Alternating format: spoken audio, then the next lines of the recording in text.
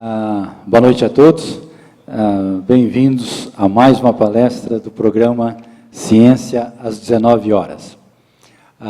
Como vocês sabem, esse é um ciclo de palestras de divulgação científica mensal, que a gente reorganiza de março a junho, de agosto a novembro, às vezes dezembro, né?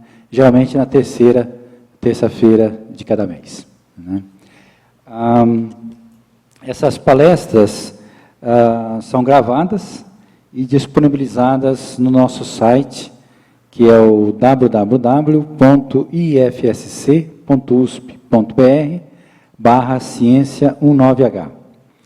Ou então, vocês digitam no Google Ciência às 19 horas e ele direciona vocês para a nossa página. Okay? As palestras também são transmitidas pelo canal 10 da TV a cabo NET, local aqui de São Carlos. É um canal da NET de São Carlos, o canal 10. E é feito sob demanda, então vocês podem solicitar e a equipe do Brás faz a transmissão via o canal 10. E ela também é transmitida ao vivo pela IPTV da USP, a TV por internet da USP. Então nós estamos transmitindo agora ao vivo essa palestra. Okay? O programa Ciências às 19 horas, que existe desde 2004, então nós já estamos com 12 anos de programa, temos mais de 100 e poucas palestras organizadas, ele se torna possível graças ao apoio que a gente tem aqui do Instituto de Física de São Carlos, na verdade pela diretoria, o diretor atual é o professor Tito José Bonagamba, que está aqui, né? Então nós temos um apoio muito importante da diretoria para a realização dessas palestras. O CEPOF, que é o Centro de Pesquisa em Ótica Fotônica, é um CEPID da FAPESP, coordenado pelo professor Vanderlei Banhato, que também dá um grande apoio à organização do evento. O INEL, o Instituto Nacional de Eletrônica Orgânica, coordenado pelo professor Roberto Faria, também sediado aqui no Instituto de Física de São Carlos. Nós temos o CETEV, que é o Center for Research, Technology and Education in Vitreous Materials, que é coordenado pelo professor Edgar Zanotto, da Universidade Federal de São Carlos. É um CEPID sediado na UFSCar, no Departamento de Engenharia dos Materiais, mas também tem docentes aqui do Instituto que participam deste projeto. O CDMF, que é o Centro de Desenvolvimento de Materiais Funcionais, coordenado pelo professor Elson Longo, do Instituto de Química da Unesp, em Araraquara. E é sediado lá em Araraquara, mas também tem docentes aqui do Instituto que participam desse projeto. Então, nós temos sorte de ter um apoio, digamos assim, para a realização do evento, não só aqui em São Carlos, também como na Federal e em Araraquara. A Pró-Reitoria de Cultura e Extensão da Universidade de São Paulo também tem dado um grande apoio à realização desses eventos. Nós temos um apoio também do Instituto de Estudos Avançados, da USP aqui de São Carlos, né? E no caso de divulgação, além de a gente fazer divulgação pela internet e tudo mais, o projeto Contribuinte da Cultura, coordenado pela Fátima Camargo aqui de São Carlos, também tem ajudado bastante na divulgação. A Rádio Universitária, aqui de São Carlos, e a Rádio UFSCar, que também tem feito a divulgação das nossas palestras aqui no curso. E a IPTV, que é a retransmissora da Globo, aqui em São Carlos, que faz isso daí também. Então, como eu disse, as palestras são gravadas, estão disponíveis lá no site, não só os vídeos, como também os slides das palestras, né? Quase todas as palestras têm os slides disponíveis lá, e os vídeos você encontra em vários formatos, no DVD, que é o formato mais pesado, com maior resolução, mas também o MP4, que pode funcionar no computador, celular, em tablet, que, aliás, é o formato mais versátil, talvez, para vocês assistirem as palestras depois. Para apresentar o palestrante de hoje, eu gostaria de chamar o professor Frederico Brito, aqui do Instituto de Física de São Carlos, para fazer a apresentação. Muito obrigado.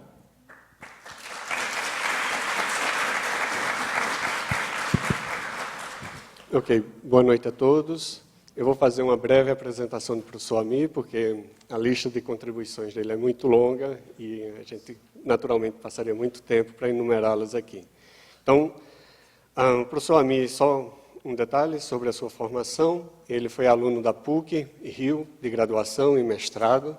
Em seguida, ele fez um doutorado na Inglaterra, na Universidade de Sussex, com o professor Leggett, prêmio Nobel em 2003. Em seguida, ele fez uma série de pós-doutoramentos em Santa Bárbara, na IBM T.J. Watson. Veio para o Brasil, contratado para a Unicamp, e em seguida passou um tempo também em Illinois, né? Se eu anotei errado. E como eu comentei, o professor Amir tem grandes contribuições para a ciência, para a física, e isso se reflete nas homenagens e prêmios que ele recebeu.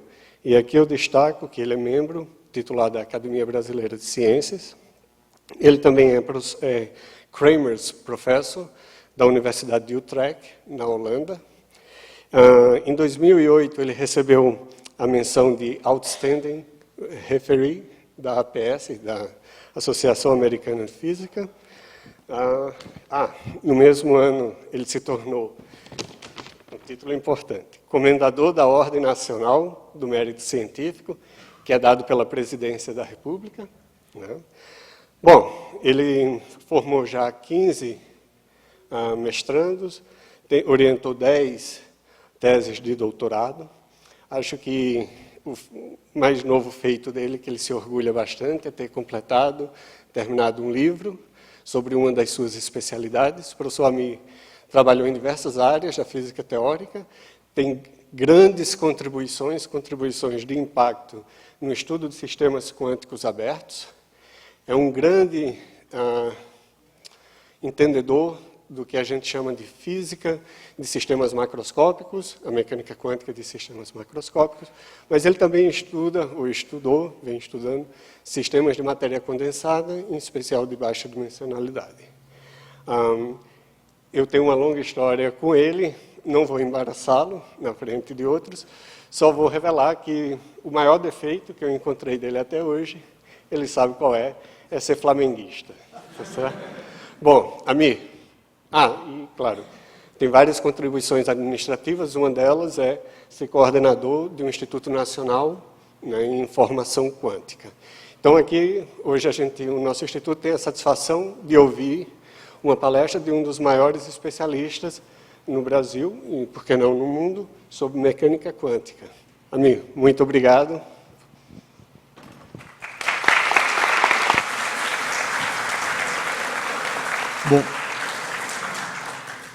Bom, eu agradeço mais uma vez o convite de voltar a São Carlos.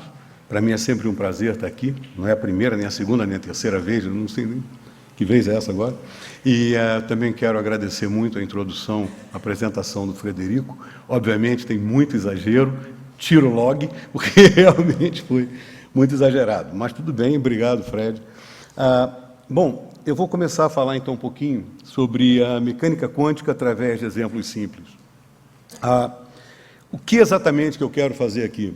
Bem, uma coisa que me deixa assim meio incomodado, toda vez que as pessoas vão fazer divulgação científica, a primeira coisa que elas fazem é falar de determinados fenômenos e elas usam termos que são termos técnicos. Falam assim, mas eu estou falando as coisas aqui de uma forma muito simples, qualquer um entende. Isso é arrogância. Qualquer um não entende. Então, a questão é exatamente essa. Quando a gente vai falar de um exemplo simples, a gente vai falar de um experimento simples, a gente chega para o leigo, principalmente o físico, e fala, mas, pois é, o momento magnético, todo mundo sabe o que é momento magnético. Não, pouca gente sabe o que é momento magnético. Então, você tem que realmente arrumar um jeito de chegar para a pessoa e começar a mostrar para a pessoa, dentro de uma linguagem que ela entenda do cotidiano, como que ela vai poder explicar um determinado fenômeno. Em particular, mecânica quântica apresenta coisas muito inusitadas. Então, como que a gente pode explicar essas coisas estranhas que aparecem na mecânica quântica para a pessoa leiga, que não sabe exatamente o que está acontecendo? Então não adianta eu chegar e descrever um experimento de física da forma mais simples possível que eu queira, eu tenho que inventar uma coisa diferente, que choque realmente a pessoa e fala, peraí, alguma coisa estranha. Então, eu espero ser bem-sucedido nessa empreitada. Então, não é uma coisa simples, mas eu vou tentar alcançar esse objetivo. E uma coisa, uma passagem, até que eu comentei agora há pouco, uma vez eu estava conversando com um amigo meu, que é médico, e ele estava muito impressionado que ele tinha lido no jornal alguma coisa sobre teoria da relatividade e falava sobre dilatação do tempo. Ele ficou extremamente impressionado. Eu falei, mas olha, a dilatação é realmente interessante, contração do espaço, dilatação do tempo, mas você sabe, a mecânica quântica é um negócio muito mais interessante. E ele falou, é mesmo? Me dá um exemplo. Aí eu comecei a falar de coisas para ele, e ele falava, Aí eu, peraí, é frustrante isso. Aí eu comecei a notar que o problema era exatamente tempo. Tempo todo mundo sabe, ou acha que sabe o que é tempo. E é uma coisa absoluta. Na hora que se diz que o tempo é relativo, ei, espera lá, alguma coisa estranha está acontecendo. Você chocou a pessoa. Agora, na hora que eu falo em SPDF, níveis atômicos, etc., eu falei, mas você aprendeu isso em química, no vestibular, não lembra? Sim, lembro. Você não se choca com isso, níveis quantizados? Eu falei, então, não é por aí. Então, a gente tem que falar alguma outra coisa. E, novamente, é basicamente essa a ideia dessa palestra aqui. Bom, então, vou tentar inventar uma brincadeira que corresponda a determinados experimentos em física. E eu não vou dizer quem são realmente os atores em física. O que importa é essa brincadeira que nós vamos fazer aqui. Mas, evidentemente, eu vou querer fazer uma ponte com a realidade. E por que a mecânica quântica é importante? Muito bem, então, eu vou começar isso aqui com os slides que eu roubei. Eu roubei da internet. Então, a internet é boa porque tem umas coisas assim que são domínio público, então você pode pegar e usa. E é interessante porque, mais ou menos, exemplifica parte do que eu vou querer falar. E, certamente, vocês já viram isso daqui. Isso aqui é só metade de uma viagem em escalas de comprimento. Eu vou começar exatamente com isso. Então, vamos lá. Primeira é o seguinte, a brincadeira eu estou a 1 metro de uma folhagem. Então, eu tenho folhas aqui e então a gente vê exatamente o que você percebe a 1 metro de distância de folhas. Tá? Ok. Então, a gente pode... Olha lá, ali embaixo está micro, macro, potência, 10, 47, etc. É o PowerPoint que vocês conseguem na internet. Tem até mais. Tem uma que você aumenta, eu só vou diminuir. Tá? Então, o que a gente pode fazer agora é o seguinte. De 1 metro, eu vou fazer sempre a seguinte brincadeira. Eu vou estar a uma distância do objeto que eu estiver considerando e o próximo slide eu divido por 10 essa distância. Depois divido por 10 de novo. Divido por 10. E é isso que eu vou fazer. Então, começo a 1 metro de distância das folhas. Então, é isso, basicamente, que a gente vê. Muito bem. Então, agora eu vou para 10 centímetros. Dividir por 10. Então, o que a gente vê? Bom, a gente agora tem um detalhe maior da folha. Eu tenho uma folha, está ali embaixo, muito bem. Então, agora eu tenho um detalhamento maior do que a gente via antes. Era aquele monte de folha. E agora eu tenho já a noção perfeita do que é uma folha. Muito bem, então eu vou fazer agora o seguinte, 10 centímetros, divide por 10, eu vou para 1 centímetro. Então, vamos para 1 centímetro, agora eu começo a ver uma estrutura maior. Começo a ver detalhes maiores da folha em si. Tá? Então eu começo a ver as primeiras estruturas aqui da folha. Ok, tem o caule, etc. Então agora a gente vai dividir por 10. Então agora eu vou para 1 milímetro. Então eu começo já a ver um pouquinho da estrutura celular dessa folha. Tá? Então, eu estou a 1 milímetro da folha, eu já começo a ver essa estrutura. Ok, então, vamos além. Agora, eu estou a 1/10 do milímetro, ou seja, 100 microns. E agora eu começo, de fato, a ver a definição clara das células. Se eu for a 1/10 de 1/10 do milímetro, a gente começa realmente a ver a célula em si, eu começo agora a poder fazer uma investigação do que tem dentro da célula. Então, à medida que você vai cada vez mais indo para uma escala de comprimento menor, você vai vendo estruturas menores e menores. Muito bem, então, se eu estou o chamado micron, que é exatamente o milésimo do milímetro, então a gente já começa a ver um núcleo de células. Tá? E então a gente pode, depois disso, dividir por 10 de novo, e eu vou ter agora os cromossomos. Tá? Cromossomos dentro do núcleo da célula. Vamos para outra vez dividir por 10 a nossa brincadeira, e eu começo a ver as cadeias de DNA. Muito bem? Então, as cadeias de DNA, que tem todo o código genético, etc. e tal. Então, dividindo por 10 de novo. Começo a ver exatamente esses blocos cromossômicos, já estou na estrutura molecular do DNA. Okay? Então, eu posso continuar essa minha viagem. Vamos além disso. Então, eu chego agora aqui, eu estou exatamente a 1 angstrom, quando eu começo realmente a entrar na estrutura que eu vejo o átomo. Tá? Eu comecei a falar antes, falei que eu vou evitar termo técnico, mas isso daqui é uma coisa mais ou menos simples que a gente pode... É só para você ver que você vai diminuindo, como é que vai ficando a estrutura da matéria. Tá?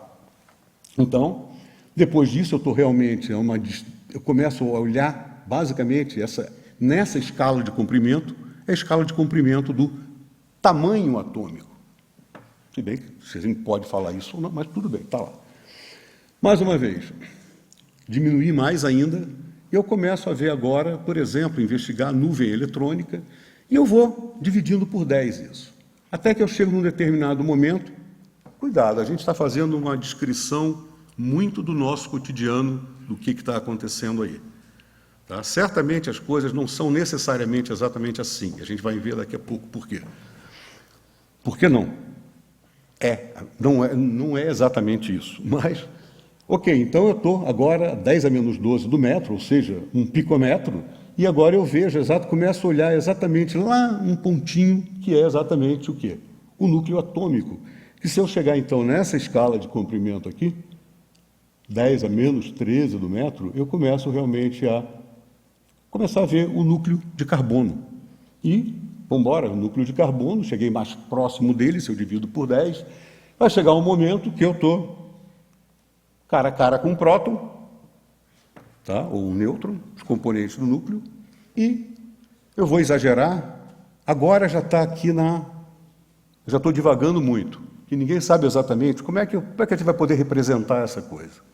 Ok, então, menos ainda, vou estar dentro do núcleo, então vou estar falando das partículas que compõem os prótons, etc., mas eu quero evitar a terminologia técnica. Então, ok, vamos parar aqui. A questão é a seguinte. A questão que eu quero abordar aqui a pergunta é a seguinte: os fenômenos físicos podem ser descritos da mesma forma em todas essas escalas? Ou seja, qualquer que seja o fenômeno físico que eu queira descrever, será que as leis são exatamente as mesmas em todas essas escalas? Muito bem. Então, para isso, eu vou começar a definir agora aqui, só para a gente ter mais ou menos noção do que de que são determinados termos que eu vou usar. Por exemplo, o que são sistemas clássicos e quânticos? Eu vou falar corriqueiramente em sistemas clássicos e quânticos aqui. O que eu estou querendo dizer com isso? Estou querendo dizer o seguinte: o clássico é o que eu chamo de macroscópico, é qualquer sistema que seja maior do que o núcleo da célula, por exemplo, que tem aquela escala de 1/1000 do milímetro.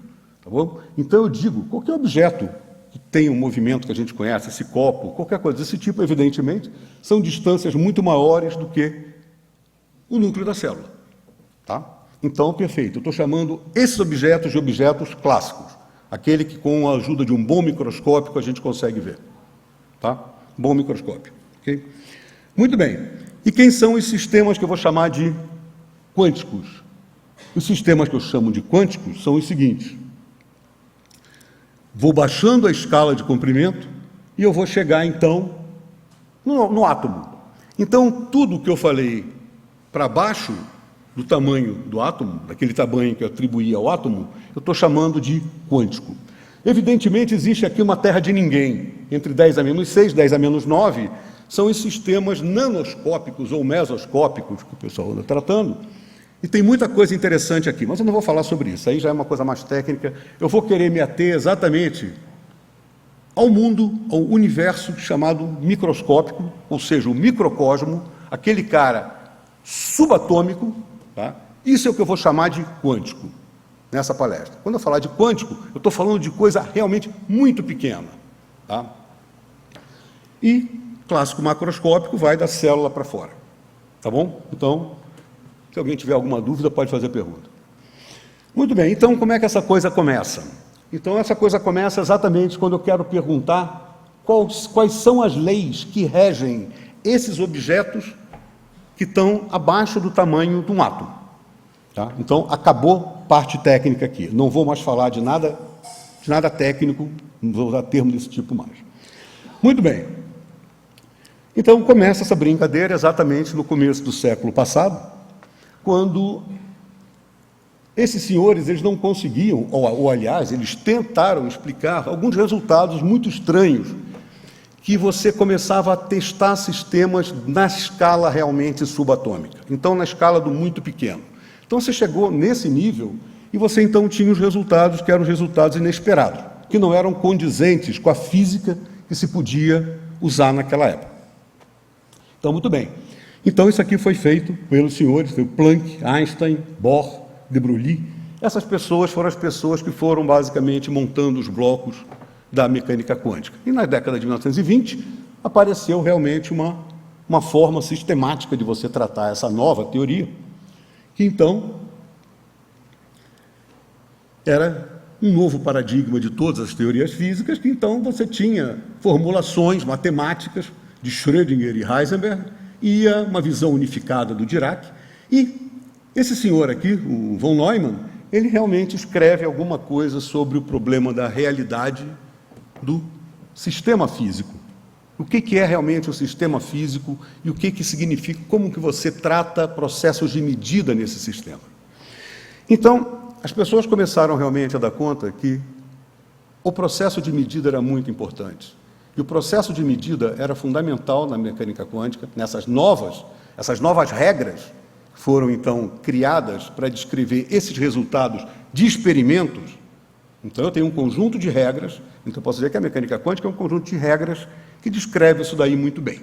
Então, é só para poder situar aonde que a gente está e por que você começa a estudar essa coisa. Ok, então, vamos lá. A questão é que eu quero criar regras que vão descrever a evolução no tempo de observações de grandeza de um sistema físico. Tá?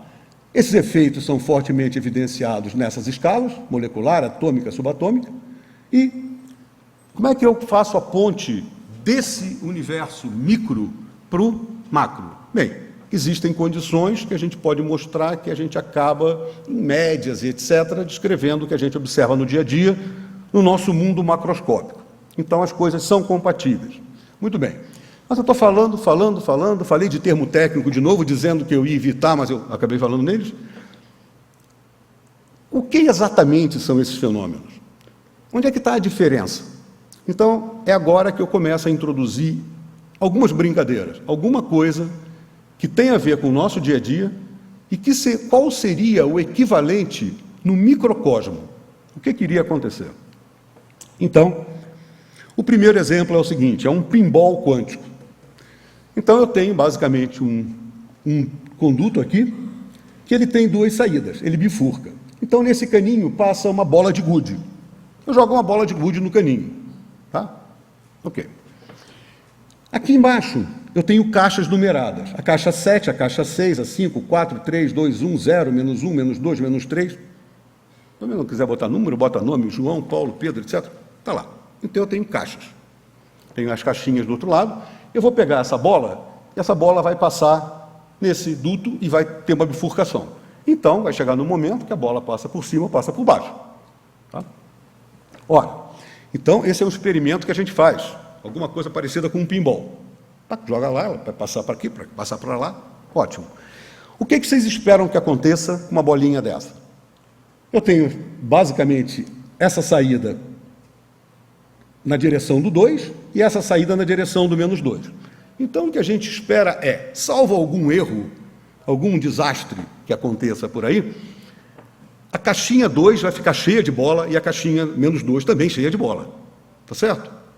Eventualmente, a 3 ganha uma, mas, basicamente, o que vai acontecer aqui é o seguinte. O que vai acontecer é que... Deixa eu falar mais uma coisa. Essa experiência vai ser feita, então vocês entenderam mais ou menos a ideia. Agora eu vou fazer um negócio.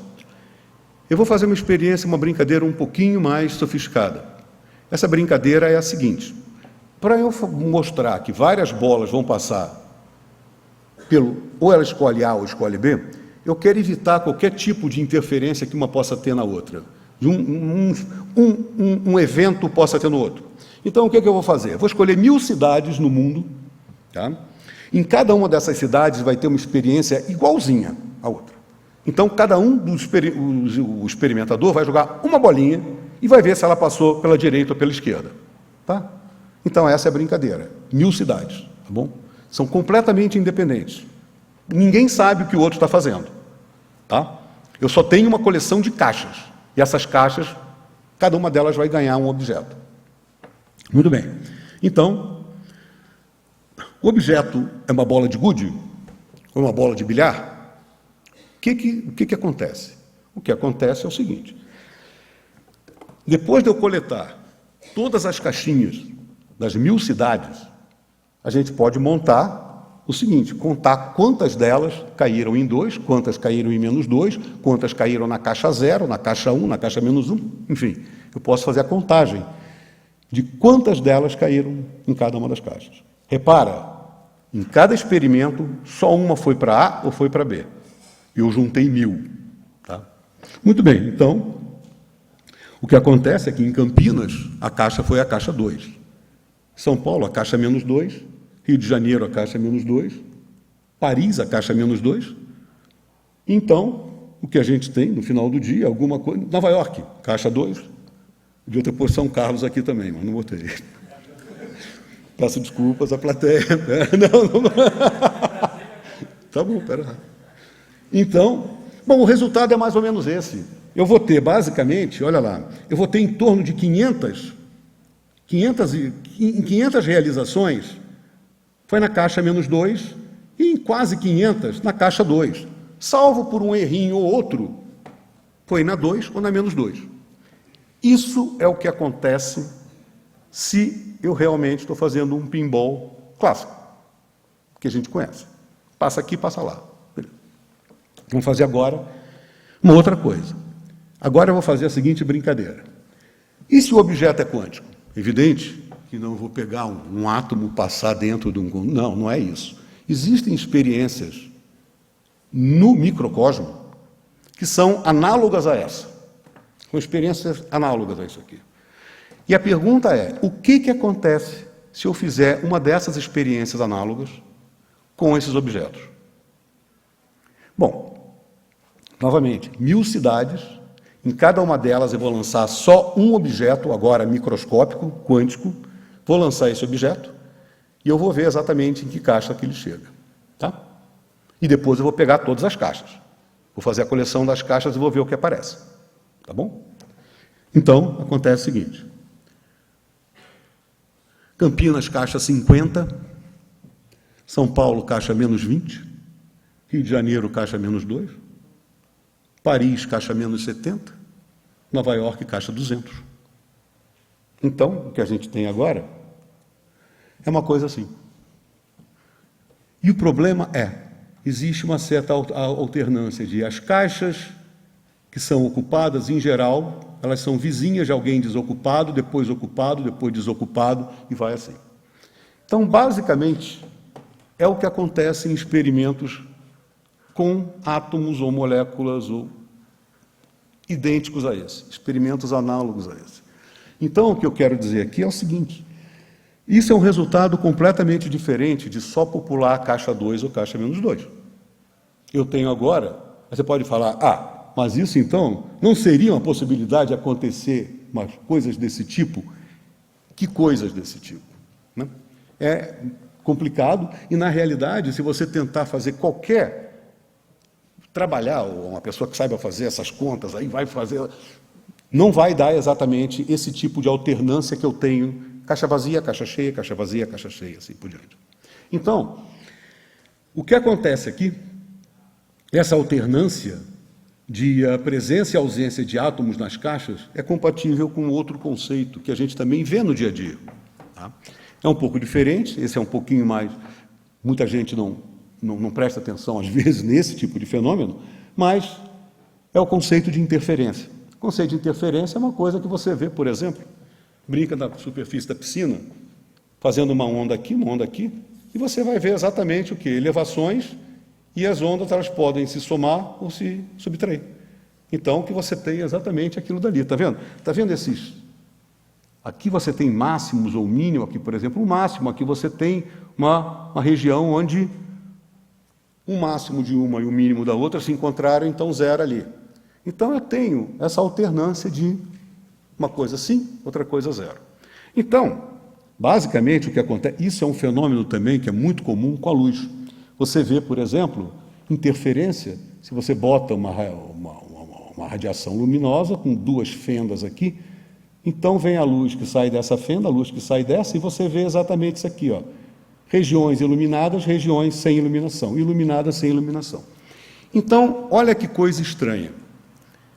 Aquilo que eu peguei, bolinhas quânticas agora, que deram cliques nas caixas, na cidade, Rio, São Paulo, Paris.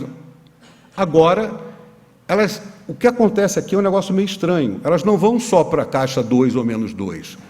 Elas se distribuem em todas as caixas, mas obedecendo esse tipo de coisa. Numa sim, noutra não, numa sim, noutra não. Então, existe esse fenômeno físico, que é o fenômeno de interferência, e que, então, as nossas bolinhas vão fazer isso. Então, a questão que surge naturalmente é o seguinte: eu tenho uma bola que está saindo do pé de um camarada e ali, obviamente, eu tenho a opção de passar pela direita ou pela esquerda. Se, evidentemente, é uma onda, não faz muito sentido, porque alguém sai da direita e da esquerda, mas agora eu estou falando de corpúsculos, objetos. Como é que isso aí acontece? Então, eu tenho que tentar conciliar duas coisas muito estranhas. Uma coisa é eu pegar um meio e fazer uma vibração, fazer uma onda. Podemos pensar realmente em onda de um líquido, como eu mostrei ali na superfície de uma piscina. Mas aqui eu começo a ter exatamente essa questão. Por onde passa essa bola? Ela vai passar por um lado ou vai passar por um outro? Se eu fizesse, por exemplo, olha lá, então a questão é, a que é devida essa interferência? E a outra pergunta é se esse objeto passa ou não. Por que canal ele passa? E mais, se eu fechar um dos canais, eu destruo essa interferência. Aí ele só chega na caixa menos 2. Se eu fechar o outro canal, só chega na caixa 2. Então, é exatamente a minha ignorância de saber por onde passou o camarada que me provoca esse fenômeno de interferência.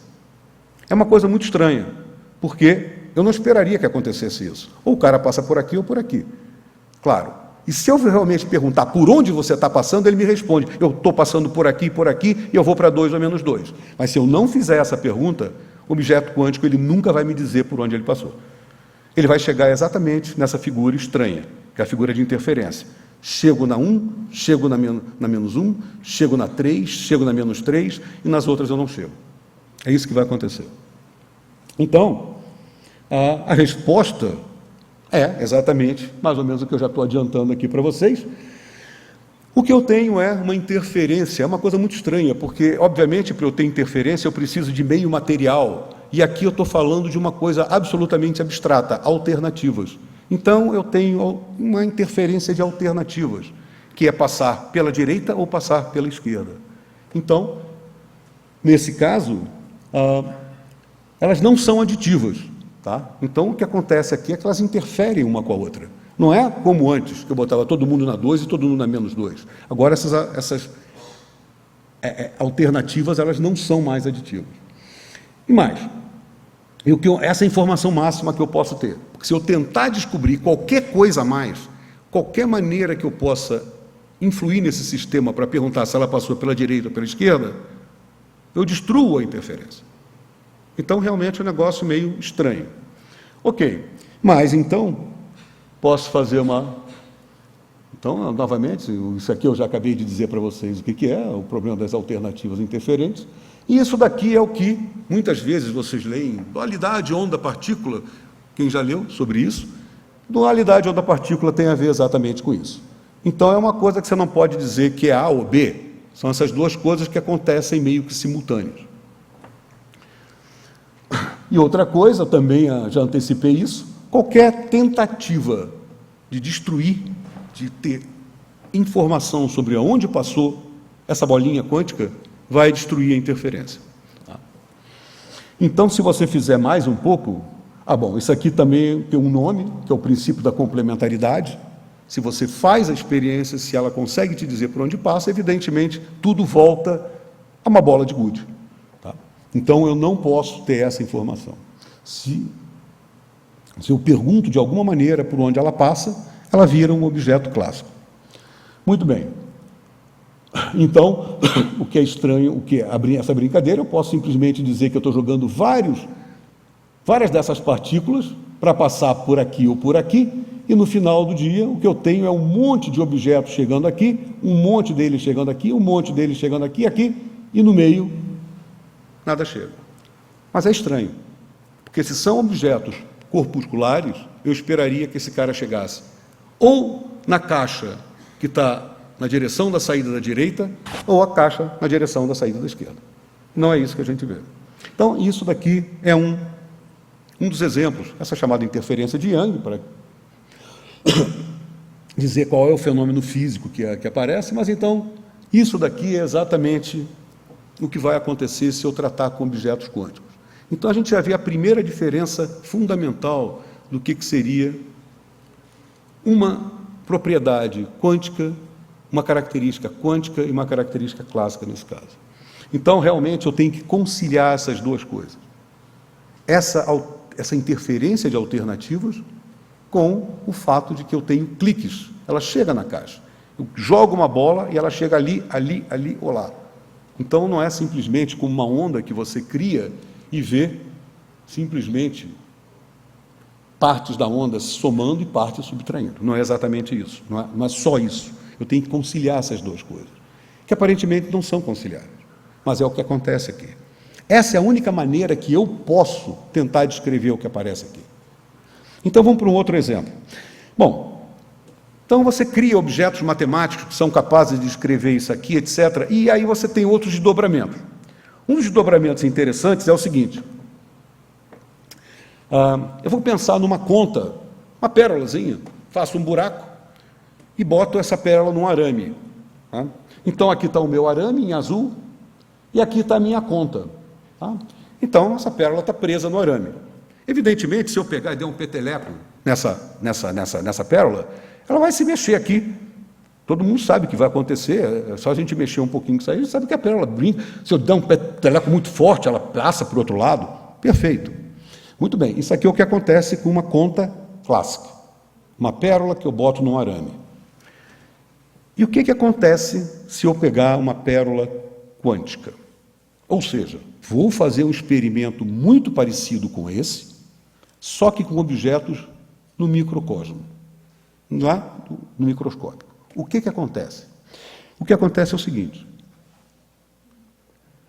Se eu tenho uma conta quântica, eu deixo ela aqui. Novamente, sempre está implícito que eu estou fazendo em 1000 cidades, e os experimentadores estão vendo o que vai acontecer com cada uma delas. O que acontece é que você espera um bom tempo, ela está parada aí.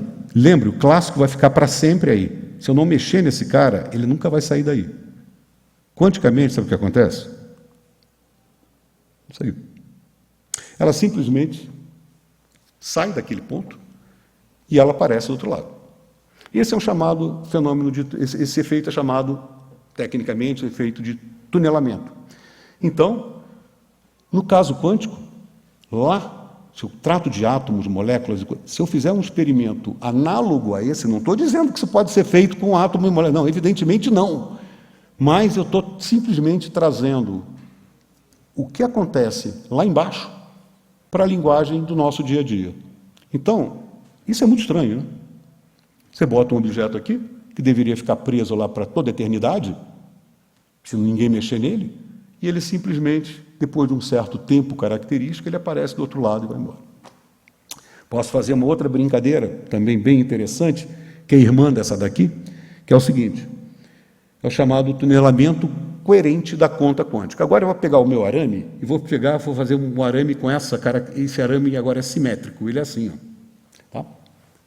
Torta esse arame, ótimo, bota a conta ali do carro, e o que acontece com essa conta? Bom, ela fica parada, se ela for clássica, ela vai ficar parada. Se for uma pérolazinha que está nesse arame, vai ficar parado.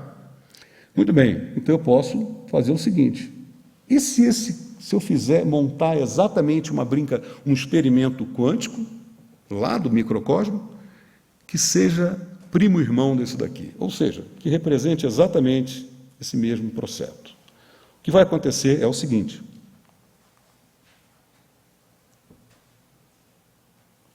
é isso que esse cara vai ficar fazendo.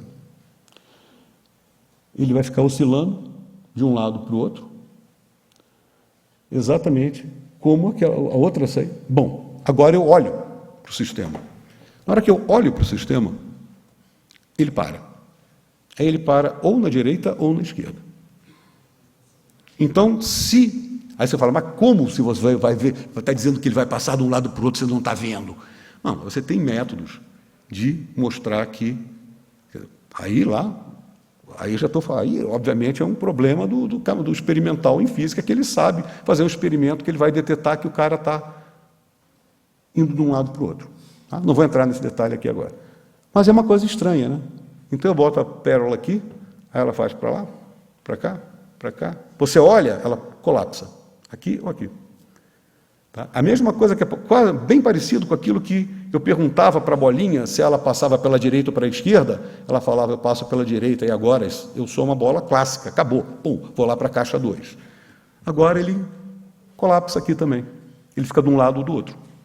Então essa conta que ficava pulando de um lado para o outro, na hora que você observa e pergunta a ela de que lado você está, ela te responde.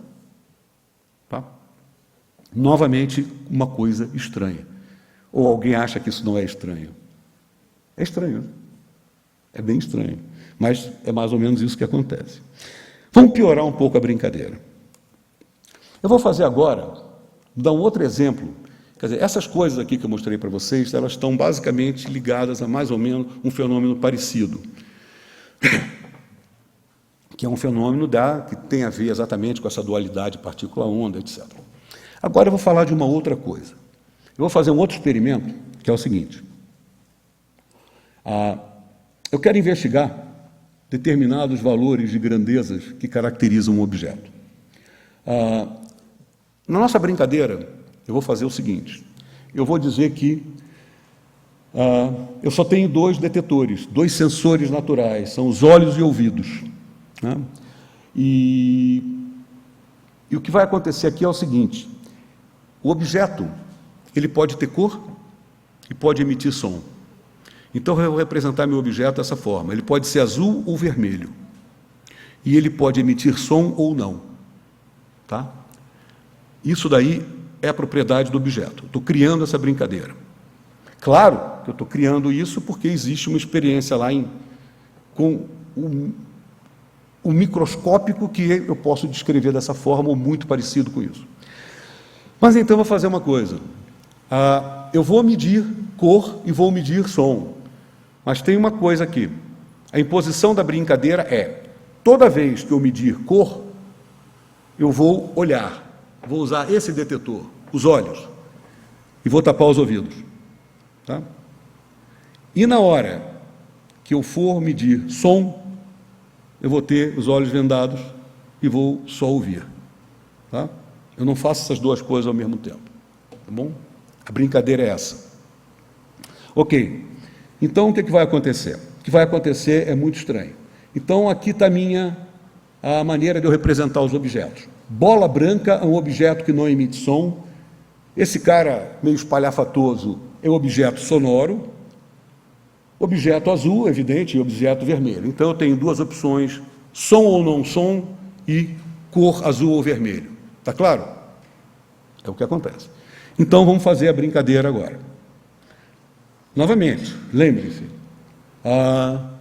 isso daqui tem uma componente estatística que eu vou fazer em 1000 cidades, um único experimento, depois vou somar todos os resultados, vou juntar todos os resultados e vou ver exatamente o que deu no final. Então, cada uma dessas coisas que eu estou fazendo, lembre-se que pode ser uma coisa ou outra, tem esse componente estatístico nela.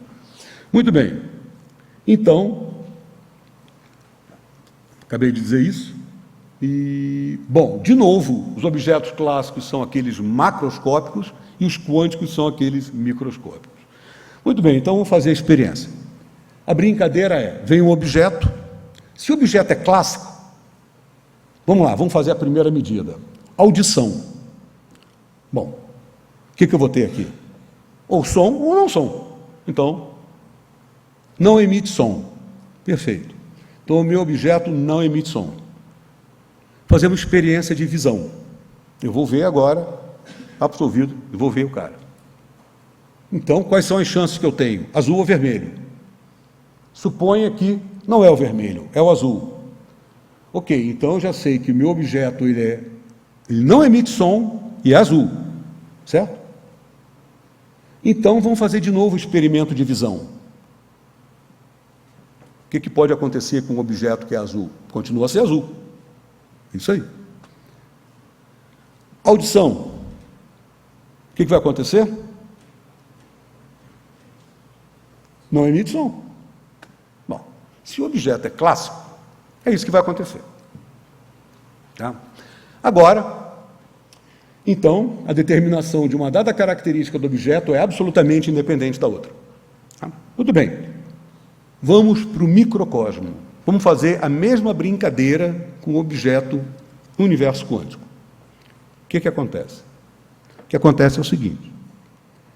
Audição não emite som. Seguindo os passos da outra. Visão. Vermelho ou azul.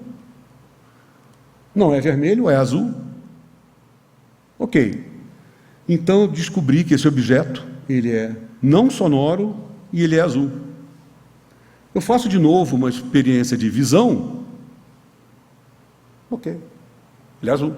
Acabei de dizer que ele é azul, ele continua sendo azul. Nota, estou perguntando sobre cor. Agora eu vou fazer uma experiência de som. Vou ouvir. Ele pode ser tanto não sonoro como sonoro. E aí? Mas ele não era silencioso? Como é que ele agora pode ser sonoro? Isso aí sempre vai acontecer. Na hora que eu fizer as medidas separadas, você vai poder... Existem grandezas que obedecem a isso, existem grandezas que não, que são exatamente iguais às clássicas. Mas existem grandezas que fazem isso daí. Então, a informação precisa sobre uma determinada característica pode ser perdida quando se determina outra. Então, essas coisas não são, elas não comutam, entende? Se eu fizer uma e a outra e a uma, é diferente. Então, se eu determinei uma característica, perfeito. Agora eu vou determinar uma outra característica, vou dar os nomes a elas agora, características que se comportam como as de objeto clássico são chamadas de compatíveis, enquanto as que do tipo que nós acabamos de mostrar são chamadas incompatíveis. Então, se eu tenho grandezas que são chamadas incompatíveis, não vamos entrar no mérito de porquê, enfim, é o nome que a gente dá para isso daí. Essas são grandezas que eu faço uma medida, eu destruo absolutamente a informação sobre a anterior. Então, isso é uma coisa estranha, porque, peraí, eu tenho uma propriedade do objeto, o que é isso? Você está me dizendo, então, que essa propriedade ela não existe? Ela existe, mas a questão é qual o resultado da medida em cima dela. Então, você pode simplesmente borrar completamente esse resultado ao fazer uma outra medida. Tá? Então, isso daqui está ligado ao chamado princípio de incerteza. Tá? Para quem já viu esse nome por aí, em artigo de divulgação, alguma coisa assim, é mais ou menos ligado ao que a gente está dizendo. Então, é uma coisa estranha. Você medir uma determinada característica do objeto, mas espera aí, ele não tem cor, cara. Como é que agora eu vou fazer uma outra medida? Você vai me dizer que ele vai poder ser vermelho? Evidentemente, eu faço isso exatamente para chocar um pouco, porque a experiência que se faz análoga a essa mecânica quântica vai envolver momento magnético de um átomo, componente horizontal, vertical. Mas, se a gente começar a falar disso, a gente perde um pouquinho essa ideia da característica do objeto que não está bem determinada em mecânica quântica. Ela só vai ficar determinada a partir do instante que você mede isso. Então, representação dos objetos, eu posso fazer agora o seguinte, então, eu posso dizer que o cara é sonoro ou não sonoro, azul ou vermelho. Então, isso daqui é o que eu chamo de união das alternativas possíveis. São essas alternativas. Faz barulho, não faz barulho, é azul ou é vermelho. Mas na hora que eu vou representar um objeto quanticamente, eu não posso fazer isso. Vocês já viram que eu não posso fazer isso. Eu vou ter que inventar uma maneira de descrever esses caras. Então eu vou fazer o seguinte, eu vou dizer que o sonoro, ele é uma soma. Isso aqui é simplesmente uma notação que eu estou usando, tá? É uma soma do azul com o vermelho. Mas você fala, por que não azul ou vermelho? Porque se eu for azul ou vermelho, na hora que eu fizer uma medida de cor, ele vai me responder como azul ou vermelho, como eu vi no caso clássico, no caso macro.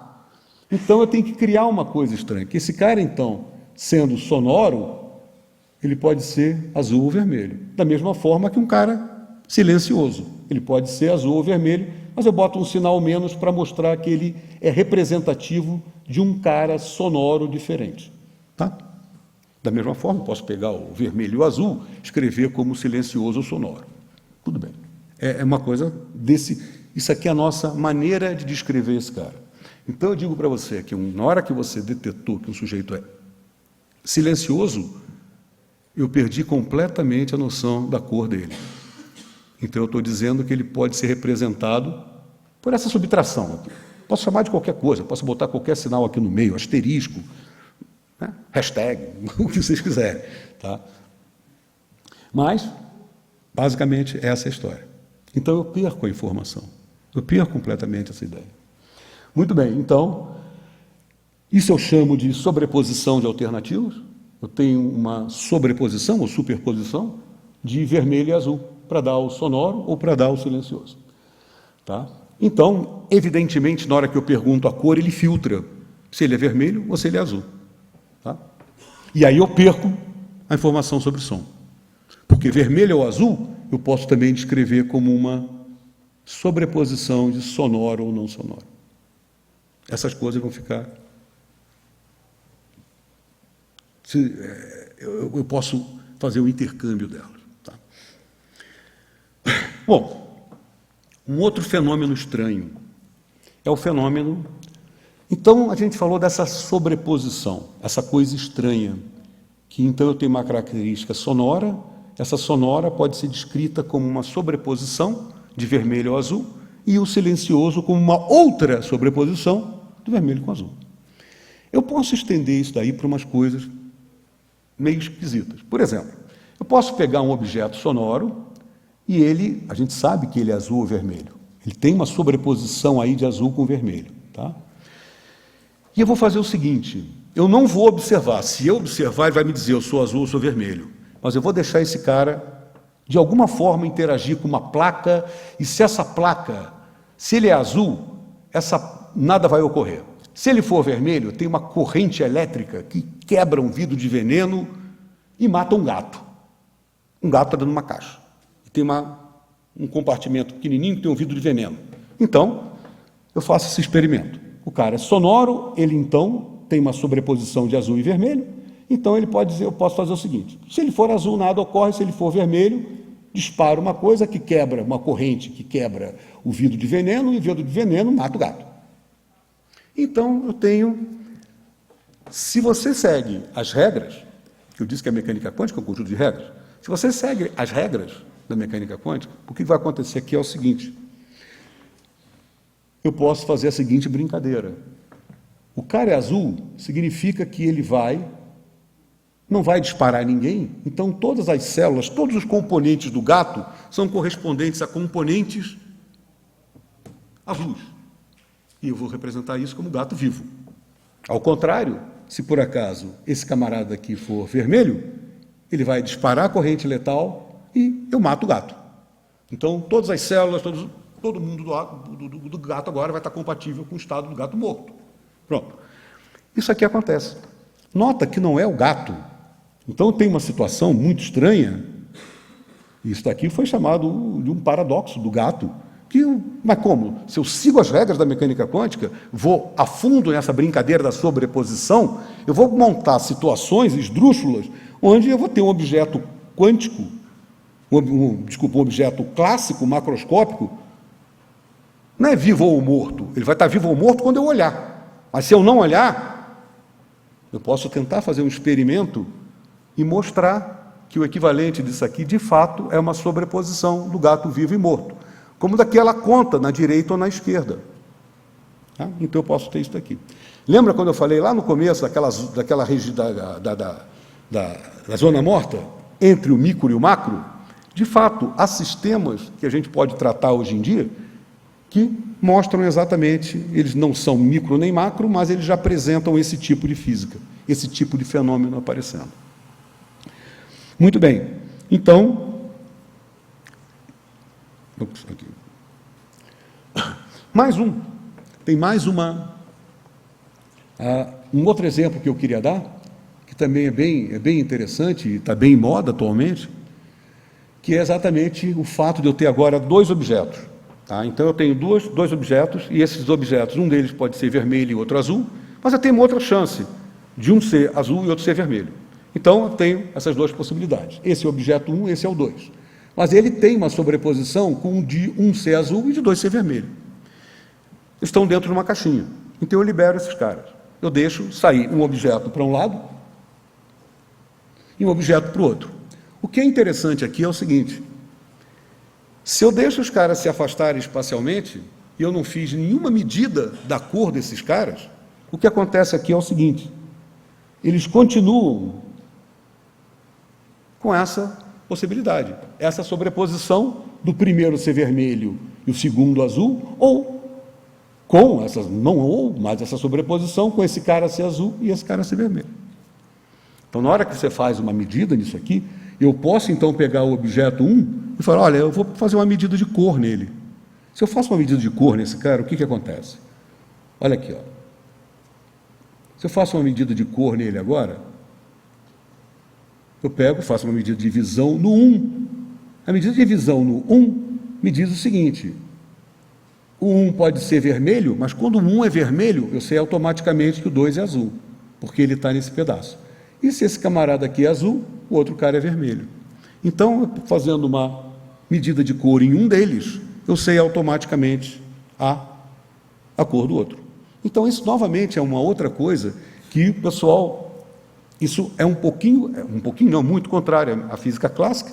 Quando você faz uma medida de um pedaço, existe uma velocidade finita de informação para outro camarada saber o que você fez de um lado. E aqui não vai aparecer isso. Isso vai acontecer instantaneamente. Ou seja, existe alguma coisa que emaranha, entrelaça esses pedaços. Ok, então... Nesse caso daqui, eu tenho exatamente o que eu acabei de dizer. A cor de 2 é automaticamente determinada. Então, isso aqui tem a ver exatamente com esse fato de não localidade, informação instantânea. Então, todos esses exemplos são exemplos que eu estou tentando pegar coisas do nosso dia a dia e tentar falar, bom, mas espera lá, isso está completamente em desacordo com o que eu vejo no meu dia a dia. O resultado dos experimentos que eu estou criando, dessas brincadeiras que eu criei com objetos clássicos, são completamente diferentes do que eu observo com o que seria o análogo no microcosmo de toda essa brincadeira que eu fiz. Tá? Bom, mas a questão agora é a seguinte, e o que isso aí tem a ver com a realidade? Bom, tem muito a ver com a realidade. Porque, em primeiro lugar, eu disse para vocês que a mecânica quântica é um conjunto de regras, conjunto esse que é capaz, então, de descrever como é a física de experimentos que, evidentemente, estão tratando de objetos microscópicos, átomos, moléculas, etc. Então, isso é uma coisa importante, porque isso é uma coisa que pode ser aplicada. Então, o que a gente vê aqui, por exemplo? Olha, apesar dessas previsões inusitadas, a mecânica quântica trata de questões reais, tá? E de coisas que você mede num laboratório. Os resultados são extremamente precisos e isso goza de uma utilidade enorme. Por exemplo, o que a gente pode dizer, laser depende da mecânica quântica. É um fenômeno que tem a ver exatamente com a teoria quântica da radiação. Por exemplo, aparelhos de CD, controle remoto de TV, os LEDs, por exemplo, têm a ver com mecânica quântica. Evidentemente, nada com o que eu disse aqui, mas comportamento de determinados materiais que obedecem a todo esse conjunto estranho de regras. E esse conjunto é o que nos permite ter, por exemplo, muita da tecnologia que a gente tem hoje. Então, como eu estava dizendo, todo dispositivo de tecnologia de ponta, não todo, mas muitos deles, são dependentes exatamente de efeitos quânticos em materiais ou na radiação eletromagnética. Para ter uma ideia, mais de 30% do PIB americano depende da mecânica quântica.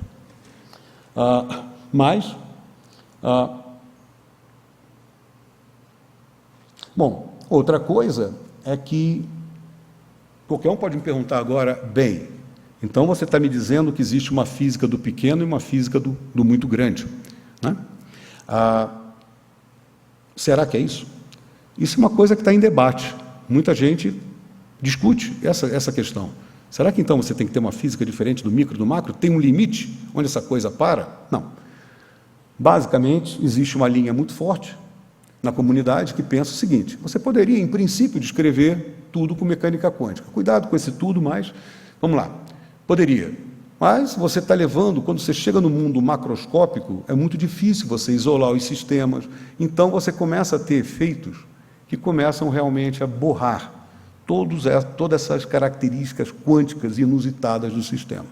A ponto de, quando você chega no macro, na nossa escala do dia a dia, realmente as coisas podem ser descritas pela mecânica newtoniana e coisas do gênero, que é o que a gente está acostumado a ver desde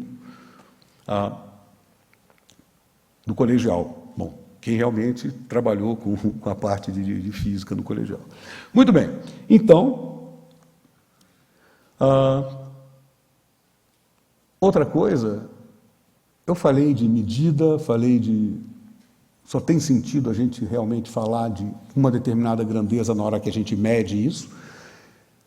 No fundo, o que está permeando isso daqui é a chamada interpretação ortodoxa de Copenhague, que é a mais usual e a mais aceita, mas isso não quer dizer que seja a única. Então, existem várias outras teorias e maneiras de tentar interpretar a mecânica quântica. Então, a interpretação, isso daí realmente é ganha-pão de muita gente. Discutir exatamente possíveis interpretações da mecânica quântica. Mas, em termos operacionais, essas coisas funcionam. Qualquer interpretação que você queira, você vai ter que determinar, você vai ter que respeitar aquele conjunto de regras. Aquele conjunto de regras, então, que vai ser descrito exatamente por coisas estranhas, como eu descrevi para vocês. Mas, então, a questão toda é, mesmo que você procure, mesmo que muitos autores se sintam desconfortáveis com tudo isso, e muita gente se sente, como que você poderia tentar qualquer teoria alternativa? Evidentemente, você pode, só que é simplesmente você não tem uma base experimental para fazer alguma coisa diferente. Então, é uma conjectura que você está fazendo. Então, você pode tentar alguma teoria alternativa, mas isso realmente, para que você tenha uma teoria que seja realmente uma teoria para substituir a mecânica quântica ou expandi-la, evidentemente, você precisa de resultados experimentais, que até o momento ninguém realmente mostrou, ou não tem nenhuma razão para você tentar mudar isso. A não ser você estar desconfortável com uma interpretação ou outra. Porque os conjuntos de regras, O conjunto de regras que você tem é um conjunto que te dá resultados extremamente precisos e que tem uma aplicabilidade muito grande. Bom, eu agradeço e estou aberto aqui para discussões, perguntas. Obrigado.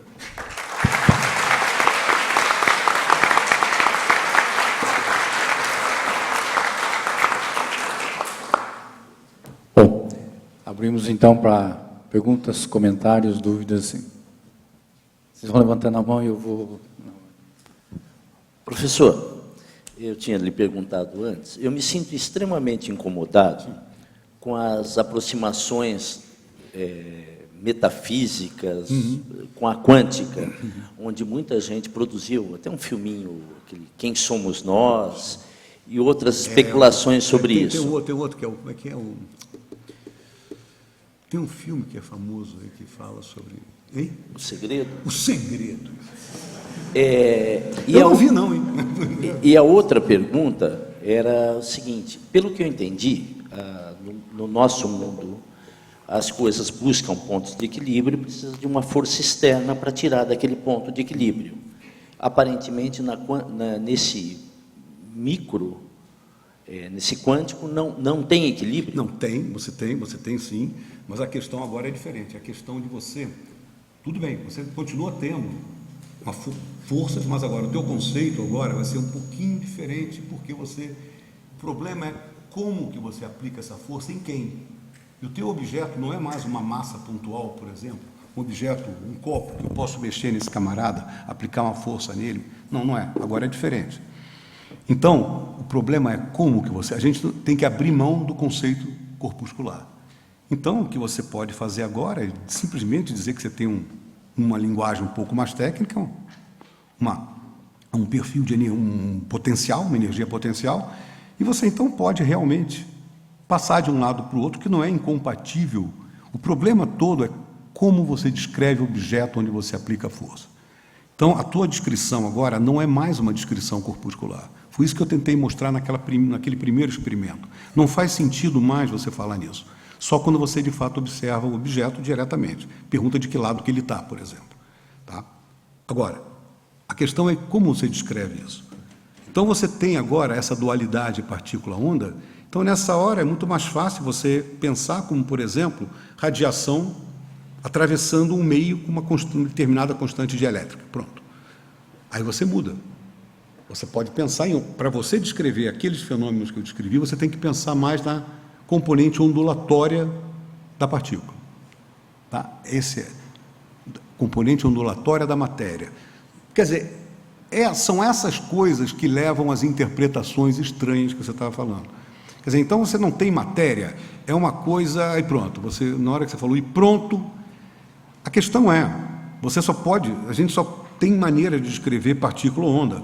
Então você vai de alguma maneira tentar conciliar isso daqui. Tá? Mas você dá uma interpretação para um objeto um objeto matemático que você vai usar para fazer isso. A questão é, ele existe? Ele existe de fato? Ou é simplesmente um instrumento que você usa para poder obter esses resultados? Tá? Então isso é que confunde muita gente. Muita gente quer pegar os objetos matemáticos que você usa dentro, objetos matemáticos que você vai ter que usar para poder descrever esses fenômenos, e você quer dar uma interpretação real a eles. Na hora que você quer dar uma interpretação real a esses caras, aí pronto.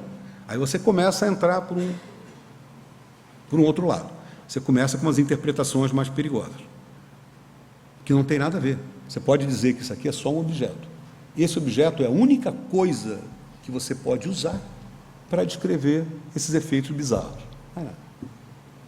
Isso é uma interpretação mais instrumentalista, vamos dizer assim. Tá? Então, você pode fazer isso. Quer dizer, eu não entrei no mérito aqui de como que eu descrevo essas coisas matematicamente. A minha ideia foi só, tem aqui uma determinada configuração clássica, e se ela fosse quântica, o que ia acontecer? Mais nada. Tá? A minha dúvida é na questão do tunelamento quântico. Quando você pegou e deu o exemplo da conta, efetivamente a conta, ou qualquer que seja o corpúsculo, ele efetivamente desaparece em um lugar e reaparece ao outro, ou ele faz a trajetória do ponto X ao ponto Y muito rápido? Não, você tem realmente o efeito túnel.